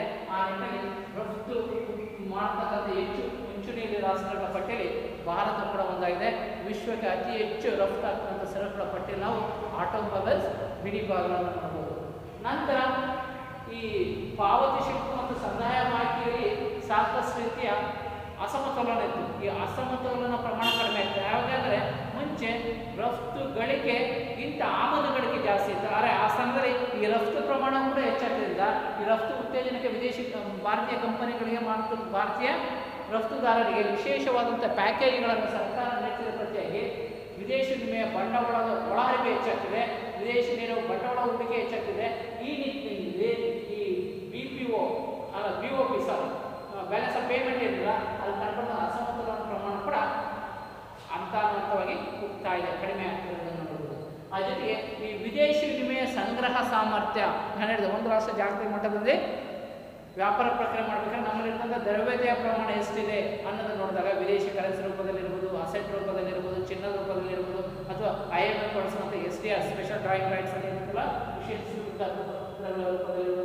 ಆ ರೀತಿ ನೋಡಿದಾಗ ನಮ್ಮಲ್ಲಿ ವಿದೇಶಿ ವಿನಿಮಯ ಸಂಗ್ರಹ ಸಾಮರ್ಥ್ಯ 2012 ಜನವರಿ 10ಕ್ಕೆ $2,928 ಅಮೇರಿಕನ್ ಬಿಲಿಯನ್ ಡಾಲರ್ಸ್ ವಿದೇಶಿ ವಿನಿಮಯ ಸಂಗ್ರಹ ಸಾಮರ್ಥ್ಯ ನಮ್ಮಲ್ಲಿತ್ತು ಅನ್ನೋದಾದರೆ ಇದಕ್ಕೆಲ್ಲ ಮೂಲ ಕಾರಣ ಈ ಎಲ್ಲ ಅಂಶ ಗಮನಿಸಿದಾಗ 1991ರ ನೂತನ ಆರ್ಥಿಕ ನೀತಿ ಇಷ್ಟೆಲ್ಲ ಪರಿಣಾಮ ಬೀರಿತು ಅಂತ ಹೇಳೋದು ತಪ್ಪಲ್ಲ ಭಾರತದ ಆರ್ಥಿಕ ಅಭಿವೃದ್ಧಿಯ ಮೇಲೆ. ಹಾಗಾಗ್ಬಿಟ್ಟು ಕೇವಲ ಹಿಂದುಳಿದ ರಾಷ್ಟ್ರಗಳ ಪಟ್ಟಿಯಲ್ಲಿ ಅಥವಾ ಬಡ ರಾಷ್ಟ್ರಗಳ ಪಟ್ಟಿಯಲ್ಲಿ ನಾವು ಕಾಣ್ತಿದ್ದಂಥ ಸ್ವತಂತ್ರ ಗಳಿಸಿದ ಸಂದರ್ಭದಲ್ಲಿ ಬಡ ರಾಷ್ಟ್ರಗಳ ಪಟ್ಟಿಯಲ್ಲಿ ಅಥವಾ ಅನಾಭಿವೃದ್ಧಿ ರಾಷ್ಟ್ರಗಳ ಪಟ್ಟಿಯಲ್ಲಿ ಕಾಣ್ತಕ್ಕಂಥ ಸನ್ನಿವೇಶವನ್ನು ಭಾರತ ಜಾಗತಿಕ ಮಟ್ಟದಲ್ಲಿ ಗುರುಸ್ಕೊಂಡಿತ್ತು. ಆದರೆ ಇಂದು ಭಾರತ ವಿಶ್ವದ ಅಭಿವೃದ್ಧಿ ಹೊಂದುತ್ತಿರುವಂತಹ ಮುಂಚೂಣಿಯಲ್ಲಿರ್ತಕ್ಕಂಥ ರಾಷ್ಟ್ರಗಳ ಪಟ್ಟಿಯಲ್ಲಿ ಇದು ಕೂಡ ಒಂದಾಗಿದೆ. ಅದಕ್ಕೆ ಎಲ್ಲ ಕಾರಣ 1991 ನೂತನ ಆರ್ಥಿಕ ನೀತಿಯಲ್ಲಿ ಆದಂಥ ಪ್ರಮುಖವಾದಂಥ ಸುಧಾರಣೆಗಳು. ಹಾಗಾಗ್ಬಿಟ್ಟು ಈ ಸುಧಾರಣೆಗಳ ಕಾಲದಲ್ಲಿ ಭಾರತ ಅರ್ಥವ್ಯವಸ್ಥೆ ಒಂದು ಮೌಲ್ಯಮಾಪನ ಅಂತ ನೋಡೋದಾದರೆ ಈ ಎಲ್ಲ ದತ್ತಾಂಶಗಳು ಆರ್ಥಿಕ ಬೆಳವಣಿಗೆ ಇರ್ಬೋದು, ವಿದೇಶಿ ನೇರ ಬಂಡವಾಳ ಹೂಡಿಕೆ ಇರ್ಬೋದು, ಸಂಗ್ರಹ ಸಾಮರ್ಥ್ಯ ಇರ್ಬೋದು, ಮೀಸಲು ಅನುಪಾತ ಇರ್ಬೋದು, ರಫ್ತು ಗಳಿಕೆಯಲ್ಲಿರ್ಬೋದು, ಬ್ಯಾಲೆನ್ಸ್ ಆಫ್ ಪೇಮೆಂಟ್ ಆಗಿರ್ಬೋದು, ಇವೆಲ್ಲ ಅಂಶ ಗಮನಿಸಿದಾಗ ಭಾರತ ಸಾಕಷ್ಟು ರೀತಿಯಲ್ಲಿ ಸುಧಾರಣೆಯ ಪರ್ವವನ್ನು 1991 ನೂತನ ಆರ್ಥಿಕ ನೀತಿಯ ಪ್ರತಿಯಾಗಿ ಆಯಿತು ಅಂತ ಹೇಳೋಕ್ಕಾಗದು. ಅದರಿಂದಲೇ ನಾವು ಮತ್ತೆ ಹೇಳ್ತಕ್ಕಂಥದ್ದು ಅರ್ಥಶಾಸ್ತ್ರ ತಜ್ಞರು ಹೇಳ್ತಕ್ಕಂಥದ್ದು 1991 ನೂತನ ಆರ್ಥಿಕ ನೀತಿ ಭಾರತದ ಅಭಿವೃದ್ಧಿಯ ಬೆಳವಣಿಗೆಯ ದರವನ್ನಷ್ಟೇ ಅಲ್ಲ, ಭಾರತದ ಅಭಿವೃದ್ಧಿಯ ದಿಕ್ಕನ್ನೇ ಬದಲಾಯಿಸಿತು ಅಂತ ಹೇಳಿ ತಪ್ಪಾಗಲಾರ್ದು. ಆ ನಿಟ್ಟಿನಲ್ಲಿ ಇದು ಒಂದು ಮೈಲಿಗಲ್ಲು, milestone of the new economic policy 1991 ಅಂತ ಹೇಳಿದರೆ ತಪ್ಪಾಗಲಾರ್ದು. ಇದು ಪ್ರಮುಖವಾಗಿ ಕಂಡುಬರ್ತಕ್ಕಂಥ ಅಂಶಗಳು. ಇಷ್ಟೆಲ್ಲ ಅಂಶವನ್ನು ಗಮನಿಸಿದಾಗ ಕೆಲವೊಂದು ನೂತನ ಆರ್ಥಿಕ ನೀತಿ ಎಷ್ಟೆಲ್ಲ ಪ್ರಯೋಜನ ಆಯ್ತಲ್ಲ ಅಂತ ನಮಗೆ ಆಶಾದಾಯಕವಾದ ಸನ್ನಿವೇಶ ಕಂಡುಬಂದರೂ ಕೂಡ ಕೆಲವೊಂದು ತಜ್ಞರು, ಕೆಲವು ಅರ್ಥಶಾಸ್ತ್ರಜ್ಞರು 1991 ನೂತನ ಆರ್ಥಿಕ ನೀತಿಯ ಪ್ರತಿಯಾಗಿ ನಮಗೆ ಹಲವಾರು ರೀತಿಯ ಅನಾನುಕೂಲತೆಗಳು ಆದವು, ಡ್ರಾಬ್ಯಾಕ್ಸ್, ಡಿಸ್ಅಡ್ವಾಂಟೇಜಸ್, ನ್ಯೂನತೆಗಳು ಆದವು ಅಂತಲೇ ಹೇಳಲಾಗ್ತದೆ. ಅಂದರೆ 1991 ನೂತನ ಆರ್ಥಿಕ ನೀತಿಯಿಂದ ಏನೆಲ್ಲ ಅನಾನುಕೂಲವಾಯಿತು ಅನ್ನೋದನ್ನು ನಾವು ಒಂದು ಸ್ವಲ್ಪ ಹಾಗೆ ಅವಲೋಕನ ಮಾಡೋದಾದರೆ, ಈ ಪ್ರಮುಖವಾಗಿ ನೂತನ ಆರ್ಥಿಕ ನೀತಿಯ ಸುಧಾರಣೆಯಿಂದಾಗಿ ಆದಂಥ ಅನಾನುಕೂಲಗಳಲ್ಲಿ ಎಲ್ಲಿ ಅನುಕೂಲ ಇರ್ತೋ ಅಲ್ಲಿ ಅನಾನುಕೂಲ ಇದ್ದೇ ಇರುತ್ತೆ. ನಾವು 100% ನಾವೆಲ್ಲದೂ ಅನುಕೂಲ ಆಗುತ್ತೆ ಅಂತ ಹೇಳಲಿಕ್ಕೆ ಆಗೋದಿಲ್ಲ. ಆದರೂ ಕೂಡ ಏನೆಲ್ಲ ನ್ಯೂನತೆಗಳು ಕಂಡುಬಂತು ಅಂತ ನೋಡಿದ್ರೆ, ಬೆಳವಣಿಗೆ ದರ ಮತ್ತು ಉದ್ಯೋಗ ಪ್ರಮಾಣದಲ್ಲಿ, ಬೆಳವಣಿಗೆ ಮತ್ತು ಉದ್ಯೋಗದಲ್ಲಿ ಒಂದೊಂದು ಅಂಶ ನೋಡೋದಾದರೆ, ಈ ಬೆಳವಣಿಗೆ ದರ ಹೆಚ್ಚಾಯಿತು ಅಂತ ನೋಡಿ. ಆರ್ಥಿಕ ಅಭಿವೃದ್ಧಿ ಬೆಳವಣಿಗೆ ದರ 5.6% ಇದ್ದು 9.3% ಶೇಕಡಾವಾರು ಹೆಚ್ಚಾಯಿತು ಅಂದರೆ GDPಯಲ್ಲಿ ಇದು ಉತ್ತಮವಾದ ಸಾಧನೆ. ಆದರೆ ಇಲ್ಲಿ ಗಮನದ ಅಂಶ ಏನಂದರೆ ಆರ್ಥಿಕ ಬೆಳವಣಿಗೆ ದರ ಹೆಚ್ಚಾಯಿತು, ಆದರೆ ನಿರುದ್ಯೋಗ ಪ್ರಮಾಣ ಭಾರತದಲ್ಲಿ ತಾಂಡವಾದ ಜ್ವಲಂತ ಸಮಸ್ಯೆಯಾಗಿ ಉಳಿತು ಅಂತ ಹೇಳ್ತಾರೆ. ಯಾಕಂದರೆ ಅಭಿವೃದ್ಧಿ ಬೆಳವಣಿಗೆ ದರ ಹೆಚ್ಚಾದಂಗೆ ದೇಶದಲ್ಲಿರ್ತಕ್ಕಂಥ ಆರ್ಥಿಕ ಮತ್ತು ಸಾಮಾಜಿಕ ಸಮಸ್ಯೆಗಳು ಕಡಿಮೆ ಆಗಬೇಕು, ಬಡತನ, ನಿರುದ್ಯೋಗ ಇನ್ನು ಮುಂತಾದವು. ಆದರೆ ನಿರುದ್ಯೋಗ ಪ್ರಮಾಣ ಕಡಿಮೆ ಆಗಲಿಲ್ಲ. ಆದರೂ ಕೂಡ ಕೌಶಲ್ಯ ಭರಿತವಾದಂಥ ಉದ್ಯೋಗಕ್ಕೆ ಬೇಡಿಕೆ ಹೆಚ್ಚಾಗಿದೆ ಹೊರತು ಕೌಶಲ್ಯ ರಹಿತ ಉದ್ಯೋಗಕ್ಕೆ ಬೇಡಿಕೆ ಆಗಲಿಲ್ಲ. ಆಗ ಕೌಶಲ ರಹಿತ ಕ್ಷೇತ್ರದಲ್ಲಿ ನಿರುದ್ಯೋಗ ಪ್ರಮಾಣ ಹೆಚ್ಚಾಯಿತು ಅನ್ನೋದು ಒಂದು ಕಂಡುಬರ್ತಕ್ಕಂಥ ಅಂಶ. ಎರಡನೇ ಅಂಶ ಏನಂದರೆ ಕೃಷಿ ಸುಧಾರಣೆಗಳು. ಭಾರತ ಮೂಲತಃ ಕೃಷಿ ಪ್ರಧಾನ ರಾಷ್ಟ್ರ. ನಾವೆಲ್ಲೂ ಕೂಡ ನೂತನ ಆರ್ಥಿಕ ನೀತಿಯಲ್ಲಿ ಕೃಷಿಗೆ ಹೆಚ್ಚು ಒತ್ತು ಕೊಟ್ಟಿದ್ದನ್ನು ನಾವು ಅಷ್ಟಕ್ಕೆ ಗಮನಿಸದೇ ಇಲ್ಲ. ಭಾರತ ಕೃಷಿ ಪ್ರಧಾನ ರಾಷ್ಟ್ರ, ಭಾರತ ಆರ್ಥಿಕತೆಯ ಬೆನ್ನೆಲುಬು ಅಂದರೂ ಕೂಡ ಮೊದಲ ಪಂಚವಾರ್ಷಿಕ ಯೋಜನೆ ಕೃಷಿ ಯೋಜನೆಗೆ ಮೀಸಲಾಗಿದ್ದರೂ ಕೂಡ 1991 ನೂತನ ಆರ್ಥಿಕ ನೀತಿಯಲ್ಲಿ ದ್ವಿತೀಯ ಮತ್ತು ತೃತೀಯ ವಲಯಕ್ಕೆ ಎಲ್ಲಿಲ್ಲದ ಆದ್ಯತೆಯನ್ನು ನೀಡುತ್ತೆ ಸರ್ಕಾರ. ಆದರೆ ಕೃಷಿಯ ನೇರವಾಗಿ ಆದ್ಯತೆ ನೀಡದೇ ಕೂಡ ಅದರ ಪೂರಕ ಮೂಲ ಸೌಕರ್ಯಗಳಿಗಾದರೂ ನೀಡ್ಬೋದಿತ್ತು. ಯಾವುದು ಕೃಷಿಗೆ ಮೂಲ ಸೌಕರ್ಯಗಳು? ವಿದ್ಯುತ್ ಶಕ್ತಿ ಇರ್ಬೋದು, ನೀರಾವರಿ ಇರ್ಬೋದು, ರಸ್ತೆ ಸಾರಿಗೆ ವ್ಯವಸ್ಥೆ ಇರ್ಬೋದು ಅಲ್ವಾ, ಉಗ್ರಾಣಗಳ ವ್ಯವಸ್ಥೆ ಇರ್ಬೋದು. ಹೀಗೆ ಇನ್ನು ಮುಂತಾದವುಗಳ ಸಂಶೋಧನೆ ಮತ್ತು ಕೃಷಿ ಸಂಶೋಧನೆ ಮತ್ತು ವಿಸ್ತರಣೆ ಇನ್ನು ಮುಂತಾದವುಗಳು ಹೆಚ್ಚಿನ ಆದ್ಯತೆ ಕೊಡಬಹುದಿತ್ತು. ಆದರೆ ಅದಕ್ಕೆ ಹೆಚ್ಚಿನವಾದ ಬಂಡವಾಳವನ್ನು ಹೂಡಿಕೆ ಮಾಡಲಿಲ್ಲ, ಹೆಚ್ಚಿನವಾದ ಪ್ರಾಶಸ್ತ್ಯ ಅಥವಾ ಆಸಕ್ತಿಯನ್ನು ತೋರಿಸಲಿಲ್ಲ. ಇದು ಒಂದು ನ್ಯೂನತೆ ಭಾರತದ ಆರ್ಥಿಕ ಅಭಿವೃದ್ಧಿಯಲ್ಲಿ ನೂತನ ಆರ್ಥಿಕ ನೀತಿಯಲ್ಲಿ ಆದಂಥ ಒಂದು ಪ್ರಮುಖವಾದ ಒಂದು ಅನಾನುಕೂಲ ಅಂತ ಹೇಳ್ತಾರೆ. ನಂತರ ಇನ್ನೊಂದು ಪ್ರಮುಖವಾಗಿ ಕಂಡುಬರ್ತಾ ಇರೋದೇನೆಂದರೆ ಹಂತವಾಗಿ ಸರ್ಕಾರ 1991 ನಂತರ ಏನಾಗ್ತದೆ, ಈ ಸಹಾಯಧನಗಳು ಅಂತ ಏನು ಕರಿತೀವಲ್ಲ, ಸಬ್ಸಿಡೀಸ್, ಇದರ ಪ್ರಮಾಣವನ್ನು ಕಡಿತ ಮಾಡ್ತಿದೆ ಹಂತವಾಗಿ. ಆ ನಿಟ್ಟಿನಲ್ಲಿ ಕೃಷಿ ಪ್ರಧಾನವಾದ ರಾಷ್ಟ್ರದಲ್ಲಿ ಪ್ರಮುಖವಾಗಿ ಈ ಕೃಷಿ ಉತ್ಪನ್ನಗಳಿಗೆ ಸಬ್ಸಿಡಿ ಕೊಡ್ತಾ ಇದೆ. ಆ ಸಬ್ಸಿಡಿ ಪ್ರಮಾಣವನ್ನು ಕಡಿಮೆ ಮಾಡ್ತಾ ಇದೆ. ರಸಗೊಬ್ಬರಗಳಿರ್ಬೋದು, ಬಿತ್ತನೆ ಬೀಜಗಳಿರ್ಬೋದು, ಸುಗ್ಗಿಯ ಪೂರ್ವ ಮತ್ತು ಸುಗ್ಗಿಯ ನಂತರ ಬಳಕೆ ಆಗ್ತಕ್ಕಂಥ ಯಂತ್ರೋಪಕರಣಗಳು, ಸಾಮಗ್ರಿಗಳು, ತಂತ್ರಜ್ಞಾನ ಇರ್ಬೋದು, ಇವುಗಳ ಮೇಲೆ ಏನಿದೆಯಲ್ಲ ಸಬ್ಸಿಡಿ ಕೊಡ್ತಿದ್ದಲ್ಲ, ಈ ಪ್ರಮಾಣವನ್ನು ಹಂತವಾಗಿ ಕಡಿಮೆ ಮಾಡ್ತಾ ಇದೆ. ಆದರೆ ಕೃಷಿ ಪ್ರಧಾನವಾದ ರಾಷ್ಟ್ರದಲ್ಲಿ ಈ ಸಬ್ಸಿಡಿಗಳ ಪ್ರಮಾಣ ಕಡಿಮೆ ಆಗೋದ್ರಿಂದ ರೈತರು ಉತ್ಪಾದನೆ ಮಾಡುವಂಥ ಉತ್ಪಾದನಾ ವೆಚ್ಚ ಹೆಚ್ಚಾಗ್ತದೆ. ಉತ್ಪಾದನಾ ವೆಚ್ಚ ಹೆಚ್ಚಾಗ್ತಿರೋದ್ರಿಂದ ಸರಕು ಸೇವೆಗಳ ಬೆಲೆಗಳು ಹೆಚ್ಚಾಗ್ತಾ ಇದೆ, ಆಹಾರ ಧಾನ್ಯಗಳ ಬೆಲೆಗಳು ಹೆಚ್ಚಾಗ್ತಿದೆ. ಜೊತೆಗೆ ಉತ್ಪಾದನೆ ಹೆಚ್ಚಾಗೋದ್ರ ಜೊತೆಗೆ ಈ ಸಾಮಾನ್ಯ ರೈತರು, ಈ ಸಣ್ಣ ರೈತರು ಅಥವಾ ಶ್ರೀಮಂತ ರೈತರು ಅಂತ ಏನು ಕರೀತಿಲ್ಲ, ಅವರಿಗೆ ಈ ಸಬ್ಸಿಡಿಗಳ ಕಡಿತ, ಸಹಾಯಧನಗಳ ಕಡಿತ ಸಾಕಷ್ಟು ಹೊರೆಯಾಗಿ ಅಥವಾ ದುಷ್ಪರಿಣಾಮವನ್ನು ಉಂಟು ಮಾಡ್ತಿದೆ ಅಂತ ಹೇಳಿದ್ರೆ ತಪ್ಪಾಗಬಾರ್ದು. ಇದ್ರ ಜೊತೆಗೆ ಇನ್ನೊಂದು ಪ್ರಮುಖ ನೋಡ್ತಕ್ಕಂಥದ್ದು ಏನಂದರೆ, ಈ ನೂತನ ಆರ್ಥಿಕ ನೀತಿಯ ಪ್ರತಿಯಾಗಿ ಈ ಕೃಷಿ ಕ್ಷೇತ್ರದಲ್ಲಿ ವಾಣಿಜ್ಯ ಬೆಳೆಗಳಿಗೆ ಇತ್ತೀಚಿನಲ್ಲಿ ಹೆಚ್ಚು ಆದ್ಯತೆ ನೀಡೋದ್ರಿಂದ ಈ ಆಹಾರ ಧಾನ್ಯಗಳ ಉತ್ಪಾದನೆ ಬೆಳವಣಿಗೆಗೆ ಹೆಚ್ಚಿನ ಗಮನವನ್ನು ನೀಡ್ತಾ ಇಲ್ಲ ಸರ್ಕಾರಗಳು ಅಥವಾ ಇವತ್ತಿನ ಕೃಷಿ ನೀತಿಗಳು. ಇದರಿಂದ ಏನಾಗ್ತಾ ಇದೆ ಅಂದರೆ, ವಾಣಿಜ್ಯ ಬೆಳೆಗಳು ಸಿಗುವಂಥ ಮಾನ್ಯತೆ ಆಹಾರ ಧಾನ್ಯ ಉತ್ಪಾದನೆ ಸಿಗದ್ರಿಂದ ಬಹುತೇಕ ರೈತರು ಈ ಆಹಾರ ಧಾನ್ಯಗಳನ್ನು ಬಿಟ್ಬಿಟ್ಟು ವಾಣಿಜ್ಯ ಬೆಳೆಗಳನ್ನು ಹೆಚ್ಚು ಬೆಳೀತಿದ್ದಾರೆ. ಆದರೆ ಭಾರತಕ್ಕೆ ಆಹಾರ ಉತ್ಪಾದಿಸುವ ಏಕೈಕ ಕೃಷಿ, ಇಲ್ಲಿ ಆಹಾರ ಧಾನ್ಯ ಉತ್ಪಾದನೆ ಪ್ರಮಾಣ ಕಡಿಮೆನೇ ಆಗ್ತಿದೆ. ಜೊತೆಗೆ ಎಲ್ಲಿಲ್ಲದ ಬೇಡಿಕೆಯಿಂದ ಆಹಾರ ಧಾನ್ಯಗಳ ಬೆಲೆಗಳು ಕೂಡ ಗಣನೀಯವಾಗಿ ಹೆಚ್ಚಾಗ್ತಿದೆ. ಇದರ ಹೊರೆ ದೇಶದ ಪ್ರತಿಯೊಬ್ಬ ಪ್ರಜೆಯ ಮೇಲೆ ಕೂಡ ಬೀಳ್ತಿದೆ. ಇದರಿಂದ ಕೂಡ ದೇಶದ ಆಹಾರ ಧಾನ್ಯಗಳ ಬೆಲೆಗಳು ಉಲ್ಬಣ ಆಗಲಿಕ್ಕೆ ಕಾರಣ. ಇದು ಕೂಡ ಎಲ್ಲ ಒಂದು ಕಡೆ ನೂತನ ಆರ್ಥಿಕ ನೀತಿ ಪ್ರತ್ಯಕ್ಷವಾಗಿ ಅಥವಾ ಪರೋಕ್ಷವಾಗಿ ಪರಿಣಾಮ ಬೀರ್ತಿದೆ ಎಂಬುದಾಗಿ ತಜ್ಞರ ವಾದ. ನಂತರ ಕೃಷಿ ವಲಯದಲ್ಲಿ ಸುಧಾರಣೆಗೆ ಪೂರಕವನ್ನು ಚರ್ಚೆ ಮಾಡಿದ್ರೆ, ಕೃಷಿಗೆ ಎಲ್ಲಿಲ್ಲದ ಆದ್ಯತೆ ಕೊಡ್ತೀವಿ. ನಾವು ಹೇಳ್ದಂಗೆ 63% ಒಟ್ಟು GDPಯಲ್ಲಿ ಅದರ ಮೇಲೆ ಬಂಡವಾಳ ಹೂಡ್ತಿದ್ದು ನಾವು ನೋಡ್ತೀವಿ ನೂತನ ಆರ್ಥಿಕ ನೀತಿಯಲ್ಲಿ. ಆದರೆ ಬೆಳವಣಿಗೆ ಕೃಷಿಯಲ್ಲಿ, ಕೈಗಾರಿಕೆಯಲ್ಲಿ ಆದರೂ ಕೂಡ ಅದರ ಕೊಡುಗೆ ರಾಷ್ಟ್ರೀಯ ಆದಾಯಕ್ಕೆ ಕಡಿಮೆ ಇತ್ತು ಎಂಬುದಾಗಿ ಕಂಡುಬಂದ್ವಿ. ಇದರ ಕಾರಣ ಏನಂದರೆ, ಅದಕ್ಕೆ ನೀಡಿದಂಥ ಆದ್ಯತೆ, ಅಭಿವೃದ್ಧಿ ಪೂರಕವಾದಂಥ ನೀಡಿದ ಆದ್ಯತೆಗಿಂತ ಆ ಕೈಗಾರಿಕೆ ಬೆಳವಣಿಗೆ ದರ ಮತ್ತು ಅದರ ಕೊಡುಗೆ ಕುಂಠಿತ ಇತ್ತು, ಅದು ಕಡಿಮೆ ಇತ್ತು ಅಂತ ಹೇಳ್ಬೋದು. ವಿದೇಶಿ ಕೈಗಾರಿಕೆಗಳು ಹೆಚ್ಚು ಭಾರತವನ್ನು ಆಕರ್ಷಣೆ ಮಾಡಿ ಮತ್ತೆ ಬಂದಿದ್ದರಿಂದ, ಮತ್ತು ವಿದೇಶಿ ನೇರ ಬಂಡವಾಳ ಹೂಡಿಕೆ ಹೆಚ್ಚು ದೇಶದಲ್ಲಾಗಿದ್ದರಿಂದ ವಿದೇಶಿ ಕಂಪನಿಗಳ ಜೊತೆಗೆ ದೇಶೀಯ ಕೈಗಾರಿಕೆಗಳ ಉತ್ಪನ್ನಕ್ಕೆ ಬೇಡಿಕೆ ಇಲ್ದಂಗಾಯಿತು. ಜೊತೆಗೆ ದೇಶೀಯ ಉತ್ಪನ್ನದ ಸರಕುಗಳಿಗೆ ಮಾರುಕಟ್ಟೆಯು ಲಭ್ಯವಿದ್ದಂಗಾಯಿತು. ಯಾಕಂದರೆ ನಮಗಿಂತ ಉತ್ತಮ ಗುಣಮಟ್ಟದ ಸರಕುಗಳು ಅಂತಾರಾಷ್ಟ್ರೀಯ ಮಾರುಕಟ್ಟೆಯಲ್ಲಿ ನಮ್ಮ ದೇಶದಲ್ಲಿ ಸುಲಭ ಲಭ್ಯ ಆಗ್ತಾ ಇದೆ, ಕಡಿಮೆ ಬೆಲೆ ಲಭ್ಯ ಆಗ್ತಿದೆ ಅಂದಾಗ ನಾವು ನಮ್ಮ ದೇಶ ಸರಕುಗಳನ್ನು ಕೊಳ್ಳಬಹುದು, ವಿದೇಶಿ ಸರಕುಗಳನ್ನು ಕೊಳ್ಳಲಿಕ್ಕೆ ಮುಂದಾದ್ವಿ. ಇದರ ಪ್ರಯೋಜನ ವಿದೇಶಿ ಕಂಪನಿಗಳಾಯಿತು ಹೊತ್ತು ದೇಶೀಯ ಕಂಪನಿಗಳಿಗೆ, ದೇಶ ಉತ್ಪಾದಕರಿಗೆ, ದೇಶ ಉತ್ಪನ್ನಗಳಿಗೆ ಆಗಲಿಲ್ಲ. ಇದು ಒಂದು ಪ್ರಮುಖವಾದಂಥ ಡ್ರಾಬ್ಯಾಕ್ ಅಂತಲೇ ಹೇಳ್ಬೋದು.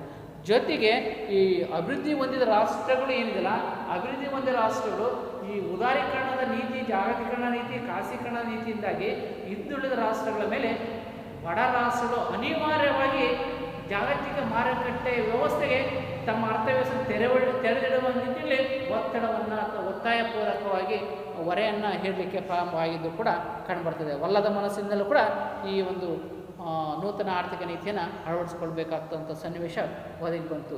ಜೊತೆಗೆ ಈ ಸಣ್ಣ ಕೈಗಾರಿಕೆಗಳು ನೂತನ ಆರ್ಥಿಕ ನೀತಿಯಿಂದ ಕೆಲವೊಂದು ರೋಗಸವಾಗಿ ಮುಚ್ಚುವ ಸ್ಥಿತಿಯಲ್ಲಿ ಬಂದು ಅವನತಿಯ ಸ್ಥಿತಿಯಲ್ಲಿ ಹೋದು. ಇದರಿಂದ ಈ ಸಣ್ಣ ಕೈಗಾರಿಕೆಗಳು ಮತ್ತು ಗುಡಿ ಕೈಗಾರಿಕೆಗಳು ದೇಶದಲ್ಲಿ ಹೆಚ್ಚಿನ ಪ್ರಮಾಣದ ಲಕ್ಷಾಂತರ ಮಟ್ಟದಲ್ಲಿದ್ದರಿಂದ ಈ ಗೃಹ ಮತ್ತು ಗುಡಿ ಕೈಗಾರಿಕೆ ಮುಚ್ಚುವ ಸ್ಥಿತಿ ತಲುಪಿದ್ರಿಂದ ನಿರುದ್ಯೋಗದ ಪ್ರಮಾಣ ಇನ್ನೂ ಉಲ್ಬಣವಾಯಿತು ಹೊರತು ಕಡಿಮೆ ಆಗಲಿಲ್ಲ ಎಂಬುದಾಗಿ ಕೂಡ ಕಂಡುಬರ್ತದೆ. ಜೊತೆಗೆ ಈ ಹೂಡಿಕೆ ಹಿಂತೆಗೆತ ಅಂತ ನೋಡಿದ್ವಿ, ಬಂಡವಾಳ ಹಿಂತೆಗೆತ ಡಿಸ್ಇನ್ವೆಸ್ಟ್ಮೆಂಟ್. ಇದರಿಂದ ಏನೆಲ್ಲ ಅನಾನುಕೂಲ ಆಯಿತು ಅಂತ ನೋಡಿದ್ರೆ, ಹೂಡಿಕೆ ಹಿಂತೆಗೆತ ಮಾಡಬೇಕಾದ್ರೆ ಖಾಸಗಿ ಕಂಪನಿಗಳಿಗೆ ಸಾರ್ವಜನಿಕ ಕಂಪನಿಗಳು, ಒಡೆತನ ಕಂಪನಿಗಳು ಹಸ್ತಾಂತರ ಮಾಡಬೇಕಾದ್ರೆ ಭಾರತ ಹಣದ ಮೌಲ್ಯವನ್ನು ಅಥವಾ ಉದ್ಯಮ ಸಂಸ್ಥೆಗಳ ಆಸ್ತಿಯ ಮೌಲ್ಯವನ್ನು ಕಡಿತಗೊಳಿಸಿತು. ಯಾಕಂದರೆ ಕಡಿಮೆ ಬೆಲೆಗೆ ಕಂಪನಿಗಳು ನಮಗೆ ಉದ್ಯಮ ಸಂಸ್ಥೆಗಳು ಲಭ್ಯವಾಗ್ತದೆ ಅಂತ ಅಂದ್ಕೊಂಡ್ಬಿಟ್ಟು ವಿದೇಶಿ ಕಂಪನಿಗಳು ಮತ್ತು ದೇಶೀಯ ಇನ್ನಿತ ಖಾಸಗಿ ವಲಯದ ವ್ಯಕ್ತಿಗಳು ಉದ್ಯಮ ಸಂಸ್ಥೆಗಳು ಬಂದ್ಬಿಟ್ಟು ಅವನ್ನ ಪಡೀಲಿ ಅನ್ನೋ ದೃಷ್ಟಿಯಿಂದ ಇದರಿಂದ ಹೆಚ್ಚಿನ ಪ್ರಯೋಜನ ಖಾಸಗಿ ವಲಯಕ್ಕಾಯ್ತು ಹೊರತು ಬರುವಂಥ ಇವುಗಳಿಂದ ಹೂಡಿಕೆಯಿಂದ ಬರುವಂಥ ಆದಾಯ ಕಡಿಮೆ ಆಯಿತು. ಯಾಕಂದರೆ ಏನಾಯಿತು, ಸಾರ್ವಜನಿಕ ಉದ್ಯಮಗಳ ಮೌಲ್ಯವನ್ನು ಕಡಿಮೆ ಮಾಡಿದ್ರಿಂದ ಒಂದು. ಆಮೇಲೆ ಹೂಡಿಕೆ ಹಿಂತೆಗೆತದಿಂದ ಬಂದಂಥ ವರಮಾನ ಸರ್ಕಾರ ಅಭಿವೃದ್ಧಿ ಚಟುವಟಿಕೆಗಳಿಗೆ ಅಥವಾ ಯೋಜನಾಬದ್ಧ ಚಟುವಟಿಕೆಗಳಿಗೆ ಆ ವರಮಾನದ ಆದಾಯದ ಸದುಪಯೋಗವನ್ನು ಪರಿಣಾಮಕಾರಿಯಾಗಿ ಬಳಸಿಕೊಳ್ಳೋ ಬದಲು ಯೋಜನೆಯೇತರ ಅಭಿವೃದ್ಧಿಯೇತರ ಚಟುವಟಿಕೆಗಳೇ, ಅದರಲ್ಲೂ ಪ್ರಮುಖವಾಗಿ ಈ ಕಂದಾಯ ಕೊರತೆ ಅಂತಲ್ಲ, ನಿರೀಕ್ಷಿತ ಆದಾಯಕ್ಕಿಂತ ನಿರೀಕ್ಷಿತ ವೆಚ್ಚ ಹೆಚ್ಚಿತ್ತಲ್ಲ, ಈ ಸಾಲದ ಮರುಪಾವತಿ, ಸಾಲದ ಮೇಲಿನ ಬಡ್ಡಿಯ ಪಾವತಿ, ಇವುಗಳ ಕಡೆಗೆ ಆ ಹಣವನ್ನು ಬಳಸಿಕೊಟ್ಟು ಇದರಿಂದ ಅಭಿವೃದ್ಧಿಗೆ ಹೆಚ್ಚಿನವಾದ ಪ್ರಯೋಜನ ಆಗಲಿಲ್ಲ. ಆದರೆ ಹೂಡಿಕೆ ಹಿಂತೆಗೆದಿಂದ ಬಂದಂಥ ಹಣವನ್ನು ಯಾವುದಾದರೂ ಉತ್ತಮವಾದ ಅಭಿವೃದ್ಧಿ ಯೋಜನೆಗಳಿಗೆ ಬಳಕೆ ಮಾಡಿಕೊಂಡಿದ್ರೆ ದೇಶದ ಅಭಿವೃದ್ಧಿಗೆ ಹೆಚ್ಚು ಪೂರಕವಾಗ್ತಿತ್ತು. ಆದರೆ ಸಾಲ ಮರುಪಾವತಿ, ಬಡ್ಡಿ ಪಾವತಿ, ಹೀಗೆ ಯೋಜನೆಯಿತರ ಅನಾವಶ್ಯಕ ವೆಚ್ಚಗಳಿಗೆ ದುಂದು ವೆಚ್ಚಕ್ಕೆ ಪೂರಕವಾಗಿ ಬಳಕೆ ಮಾಡಿಕೊಂಡಿದ್ದ ಅಭಿವೃದ್ಧಿ, ಆರ್ಥಿಕ ಅಭಿವೃದ್ಧಿಗೆ ಹೂಡಿಕೆ ಹಿಂತೆಗೆತದಿಂದ ಅಂತಹ ಒಂದು ಮಹತ್ತರವಾದಂಥ ಸುಧಾರಣೆ ಆಗಿಲ್ಲ ಎಂಬುದು ಕೂಡ ಕೆಲವರು ತಜ್ಞರು ಟೀಕೆಗಳನ್ನು ಮಾಡ್ತಿರೋದನ್ನು ನೋಡ್ತೀವಿ. ಜೊತೆಗೆ ಕೋಶೀಯ ನೀತಿಯಲ್ಲಿ ಸುಧಾರಣೆ ಅಂತೇಳಿ, ಕೋಶೀಯ ನೀತಿ ಅಂದರೆ ಸರ್ಕಾರಕ್ಕೆ ಆದಾಯ ಬರುವಂಥದ್ದು, ಅಲ್ಲಿ ಪ್ರಮುಖ ತೆಗೆದುಕೊಂಡಂಥ ಅಂಶ ಅಂದರೆ ತೆರಿಗೆ ಪದ್ಧತಿಯಲ್ಲಿ ನ್ಯೂನತೆ ಸರಿಪಡಿಸಿ ತೆರಿಗೆ ಪದ್ಧತಿಯನ್ನು ಸುಧಾರಿಸಬೇಕು ಎಂಬುದನ್ನು ನಾವು ಕಳೆದ ಚರ್ಚೆ ಮಾಡಿದ್ವಿ. ಆ ಕೋಶೀಯ ನೀತಿಯಲ್ಲಿ ಸುಧಾರಣೆ ತರಬೇಕು ಏನು, ತೆರಿಗೆ ಗಳ್ಳತನವನ್ನು ತಪ್ಪಿಸಬೇಕು, ತೆರಿಗೆ ಭಾರವನ್ನು ಕಡಿತ ಮಾಡಬೇಕು, ತೆರಿಗೆ ವಿಸ್ತರಣೆ ಪ್ರಮಾಣವನ್ನು ಕಡಿಮೆ ಮಾಡಿ ಆದಾಯದ ಮಟ್ಟವನ್ನು ಕಡಿಮೆ ಮಾಡಿ ಅದರ ವ್ಯಾಪ್ತಿಯನ್ನು ವಿಸ್ತರಣೆ ಮಾಡಬೇಕು, ಆಮೇಲೆ ಸರ್ಕಾರಕ್ಕೆ ಬರುವಂಥ ಆದಾಯವನ್ನು ಹೆಚ್ಚಿಸಿಕೊಳ್ಬೇಕು ಅನ್ನುವ ಉದ್ದೇಶವನ್ನು ಇಟ್ಕೊಂಡಿತ್ತಲ್ಲ. ಆದರೆ ಇದು ಅಷ್ಟೊಂದು ಆಶಾದಾಯಕವಾದಂಥ ಬೆಳವಣಿಗೆ ಆಗಿಲ್ಲ. ತೆರಿಗೆ ಗಳ್ಳತನ ಸಮಸ್ಯೆ ಸಂಪೂರ್ಣವಾಗಿ ಕಡಿಮೆ ಆಗಲಿಲ್ಲ. ಆಮೇಲೆ ತೆರಿಗೆ ವ್ಯಾಪ್ತಿಗೆ ಹೆಚ್ಚಿನ ಜನ ಬಂದರೂ ಕೂಡ ತೆರಿಗೆ ಕಟ್ಟುವವರ ಪ್ರಮಾಣ ಜನಪ್ರಿಯತೆ ಕಡಿಮೆ ಆಯಿತು. ಓಕೆ, ತೆರಿಗೆ ನಿರೀಕ್ಷಿತ ಮಟ್ಟದ ಸರ್ಕಾರಕ್ಕೆ ಸಂದಾಯ ಆಗಲಿಲ್ಲ ಎಂಬುದಾಗಿ ಕೂಡ ಕಂಡುಬರ್ತದೆ. ಈ ಎಲ್ಲದರ ಪ್ರತಿಯಾಗಿ ಒಟ್ಟಾರೆ ಕೋಶೀಯ ನೀತಿಯಲ್ಲಿ ಏನೆಲ್ಲ ಬದಲಾವಣೆ ನೂತನ ಆರ್ಥಿಕ ನೀತಿಯಿಲ್ಲ ಅದು ಕೂಡ ಈ ಆದಾಯವನ್ನು ಬಂದಂಥ ಪ್ರತಿಫಲವನ್ನು ವಿದೇಶಿ ನೇರ ಬಂಡವಾಳ ಹೂಡಿಕೆಯಿಂದ ಆಕರ್ಷಿಸಲಿಕ್ಕೆ ತೆರಿಗೆ ರಿಯಾಯಿತಿಯನ್ನು ಕೊಟ್ಟು ವಿನಾಯಿತಿಗಳನ್ನು ಕೊಡಿಸಿ ಕಂಪನಿಗಳಿಗೆ. ಮೊದಲ 3 ವರ್ಷ 5 ವರ್ಷಗಳವರೆಗೆ ಸರ್ಕಾರ ಬಂಡವಾಳ ಹೂಡಿಕೆ ಕಂಪನಿಗಳ ಸ್ಥಾಪನೆ ಮಾಡಲಿಕ್ಕೆ ಟ್ಯಾಕ್ಸ್ ಹಾಲಿಡೇಸ್ ಅಂತ ಇದು ಮಾಡ್ತು. ಆ ಸಂದರ್ಭದಲ್ಲಿ ಅವರು ಪ್ರಯೋಜನ ಪಡೆದ ವಿದೇಶಗಳ ಪಾಲಾಯಿತು, ದೇಶಕ್ಕೆ ಇದರ ಪ್ರಯೋಜನ ಆಗಲಿಲ್ಲ. ಬಂದಂಥ ಆದಾಯವನ್ನು ಕೂಡ ಅಭಿವೃದ್ಧಿ ಅಥವಾ ಕಲ್ಯಾಣಪರ ಚಟುವಟಿಕೆ ಬಳಕೆ ಮಾಡಿಕೊಂಡೆ ಕೇವಲ ಋಣಾತ್ಮಕವಾದ ಬೆಳವಣಿಗೆಗೆ ಕಾರಣ ಆಯಿತು, ಇದು ಸಂದಾಯ ಆಯಿತು ಎಂಬುದಾಗಿ ಕೂಡ ಕಂಡುಬರ್ತದೆ. ಇಷ್ಟೆಲ್ಲ ದೋಷಗಳನ್ನು ಅಥವಾ ನ್ಯೂನತೆಗಳನ್ನು ಅಥವಾ ಅನಾನುಕೂಲಗಳನ್ನು ನಾವು ಸುಧಾರಣೆ ಕಾಲದ ನಂತರ ಎಷ್ಟೇ ಸುಧಾರಣೆ ಆದರೂ ಕೂಡ ಕೆಲವೊಂದು ಬದಲಾವಣೆ ಆದರೂ ಕೂಡ ಕೆಲವೊಂದಲ್ಲಿ ನ್ಯೂನತೆಗಳು ಕಂಡುಬಂತು ಎಂಬುದಾಗಿ ಕೆಲವು ತಜ್ಞರು ವಿರೋಧವನ್ನು ವ್ಯಕ್ತಪಡಿಸ್ತಿರೋದನ್ನು ನಾವು ನೋಡ್ಬೋದು. ಒಟ್ಟಾರೆ ನೂತನ ಆರ್ಥಿಕ ನೀತಿ ಜಾಗತಿಕ ಮಟ್ಟದ ಹಲವಾರು ರೀತಿಯ ಅನುಕೂಲ ಅನಾನುಕೂಲತೆಗಳನ್ನು ಎರಡರನ್ನೂ ನೋಡಿದರೂ ಕೂಡ 1991ರ ಆರ್ಥಿಕ ನೀತಿ ಇವತ್ತಿನ ದಿನಮಾನಗಳಲ್ಲಿ ಅನಿವಾರ್ಯವಾಗಿ ಉದಾರೀಕರಣ, ಜಾಗತೀಕರಣ, ಖಾಸಗೀಕರಣ ಪರಿಕಲ್ಪನೆ ಅತ್ಯವಶ್ಯಕ ಎಂಬುದಾಗಿ ವಿದ್ವಾಂಸರು ಹೇಳ್ತಾ ಹೋಗ್ತಾರೆ. ಈ ಟೀಕೆ ಟಿಪ್ಪಣಿಗಳು ಎಲ್ಲ ಸಂದರ್ಭ ಎಲ್ಲ ಕಾಲಕ್ಕೂ ಸಾಮಾನ್ಯ, ಆದರೆ ಆದಂಥ ಪ್ರಯೋಜನ ಅತ್ಯಮೂಲ್ಯವಾದದ್ದು. ಅಮೂಲಾಗ್ರ ಆರ್ಥಿಕ ಬೆಳವಣಿಗೆ ಭಾರತದ ಆರ್ಥಿಕತೆ ಇತಿಹಾಸದಲ್ಲಿ ಆಯಿತು. 1991ರ ನೂತನ ಆರ್ಥಿಕ ನೀತಿ ಏನಿದೆಯಲ್ಲ, 1991ರ ನೂತನ ಆರ್ಥಿಕ ನೀತಿ ಭಾರತದ ಆರ್ಥಿಕ ಅಭಿವೃದ್ಧಿ ಅಥವಾ ಆರ್ಥಿಕ ಬೆಳವಣಿಗೆ ಅಥವಾ ಆರ್ಥಿಕ ಪ್ರಗತಿಯನ್ನು ಸಾಕಷ್ಟು ರೀತಿಯಲ್ಲಿ ಕೇವಲ ಗುಣಾತ್ಮಕವಾಗಿ ಅಷ್ಟಲ್ಲ ರಚನಾತ್ಮಕವಾಗಿ ಕೂಡ both structural change, quantitative and quality both structure ಗುಣಾತ್ಮಕವಾದ ಬದಲಾವಣೆಯನ್ನು ಏನು 1991 ನೂತನ ಆರ್ಥಿಕ ನೀತಿ 2 ಭಾಗಗಳನ್ನು ನೋಡಿದಲ್ಲ, ಒಂದು ಸ್ಥಿರಾತ್ಮಕ ಅಲ್ಪಾವಧಿ ಉದ್ದೇಶ ಇಟ್ಟುಕೊಂಡಂಥದ್ದು ಮತ್ತು ರಚನಾತ್ಮಕ ಹೊಂದಾಣಿಕೆ ಕಾರ್ಯಕ್ರಮಗಳು ಅಂತ ಏನಿದ್ವಲ್ಲ ಸುಧಾರಣೆಗಳಲ್ಲಿ, ಅದು ದೀರ್ಘಾವಧಿ ಉದ್ದೇಶ ಇಟ್ಕೊಂಡು ಆ ಎಲ್ಲ ಸುಧಾರಣೆಗಳನ್ನು ಹಣಕಾಸು, ಬ್ಯಾಂಕಿಂಗ್, ವ್ಯಾಪಾರ, ವಾಣಿಜ್ಯ, ಕೈಗಾರಿಕೆ, ಓಕೆ, ವಿದೇಶಿ ವ್ಯಾಪಾರ, ಹಣದುಬ್ಬರ ನಿಯಂತ್ರಣ, ಕೋಶೀಯ ನೀತಿ ಸುಧಾರಣೆ ಇನ್ನು ಮುಂತಾದ ಹಲವಾರು ಕ್ಷೇತ್ರಗಳಲ್ಲಿ ಆದಂಥದ್ದನ್ನು ನಾವು ನೋಡಿದ್ವಿ. ಇವೆಲ್ಲರ ಪ್ರತಿಯಾಗಿ ಭಾರತದ ಆರ್ಥಿಕ ಅಭಿವೃದ್ಧಿ ಜಾಗತಿಕ ಮಟ್ಟದಲ್ಲಿ ತನ್ನದೇ ಆದ ರೀತಿಯಲ್ಲಿ ಬೆಳವಣಿಗೆಯಾಗ್ತಿದೆ. ಒಟ್ಟಾರೆ ಅಭಿವೃದ್ಧಿ ಹೊಂದುತ್ತಿರುವ ರಾಷ್ಟ್ರಗಳ ಪಟ್ಟಿಯಲ್ಲಿ ಭಾರತ ಇಂದು ಜಾಗತಿಕ ಮಟ್ಟದಲ್ಲಿ ತನ್ನದೇ ಆದ ರೀತಿಯಲ್ಲಿ ಪ್ರವೇಶವನ್ನು ಪಡೆಯುವುದರ ಮೂಲಕ ವಿಶ್ವದ ರಾಷ್ಟ್ರಗಳನ್ನು ತನ್ನತ್ತ ಆಕರ್ಷಿಸುತ್ತಿರುವುದನ್ನು ನಾವು ನೋಡ್ಬೋದು. ಒಟ್ಟಾರೆ ಜಾಗತಿಕ ಮಾರುಕಟ್ಟೆ ಪ್ರವೇಶ, ಉನ್ನತ ತಂತ್ರಜ್ಞಾನ, ಗುಣಮಟ್ಟ, ಉತ್ತಮ ಸರಕು ಸೇವೆಗಳು ಲಭ್ಯವಾಗುವ ರೀತಿಯ ಜೊತೆಗೆ ಜಾಗತಿಕ ಹೊಸ ಸಂಶೋಧನೆ ಆವಿಷ್ಕಾರಗಳ ಫಲವು ಕೂಡ ಲಭ್ಯ ಆಗ್ತಿದೆ. ಒಟ್ಟಾರೆ ಮಾರುಕಟ್ಟೆ ಈ ನೋಡಿದಾಗ ಅಂತಾರಾಷ್ಟ್ರೀಯ ಮಾರುಕಟ್ಟೆ ವ್ಯಾಪಾರ ಇದು ಜಾಗತಿಕ ಮಟ್ಟದ ವಿಶ್ವದ ಎಲ್ಲ ರಾಷ್ಟ್ರಗಳನ್ನು ಒಂದೇ ಸೂರಿನಡಿಯಲ್ಲಿ ತರಲಿಕ್ಕೆ ಸಾಕಷ್ಟು ಪ್ರಯತ್ನವನ್ನು ಪಟ್ಟಿರುವುದನ್ನು ನೋಡ್ಬೋದು. ಇಷ್ಟು 1991 ನೂತನ ಆರ್ಥಿಕ ನೀತಿಯ ಒಂದು ಮೌಲ್ಯಮಾಪನ, ಉದಾರೀಕರಣ, ಖಾಸಗೀಕರಣ, ಜಾಗತೀಕರಣದ ಒಂದು ಮೌಲ್ಯಮಾಪನ ಎಂಬ ಒಂದು ಶೀರ್ಷಿಕೆಯಲ್ಲಿ ಚರ್ಚೆ ಮಾಡಿದೆ. ಮುಂದಿನ ಘಟಕ ನೋಡೋಣ, ಬಡತನ.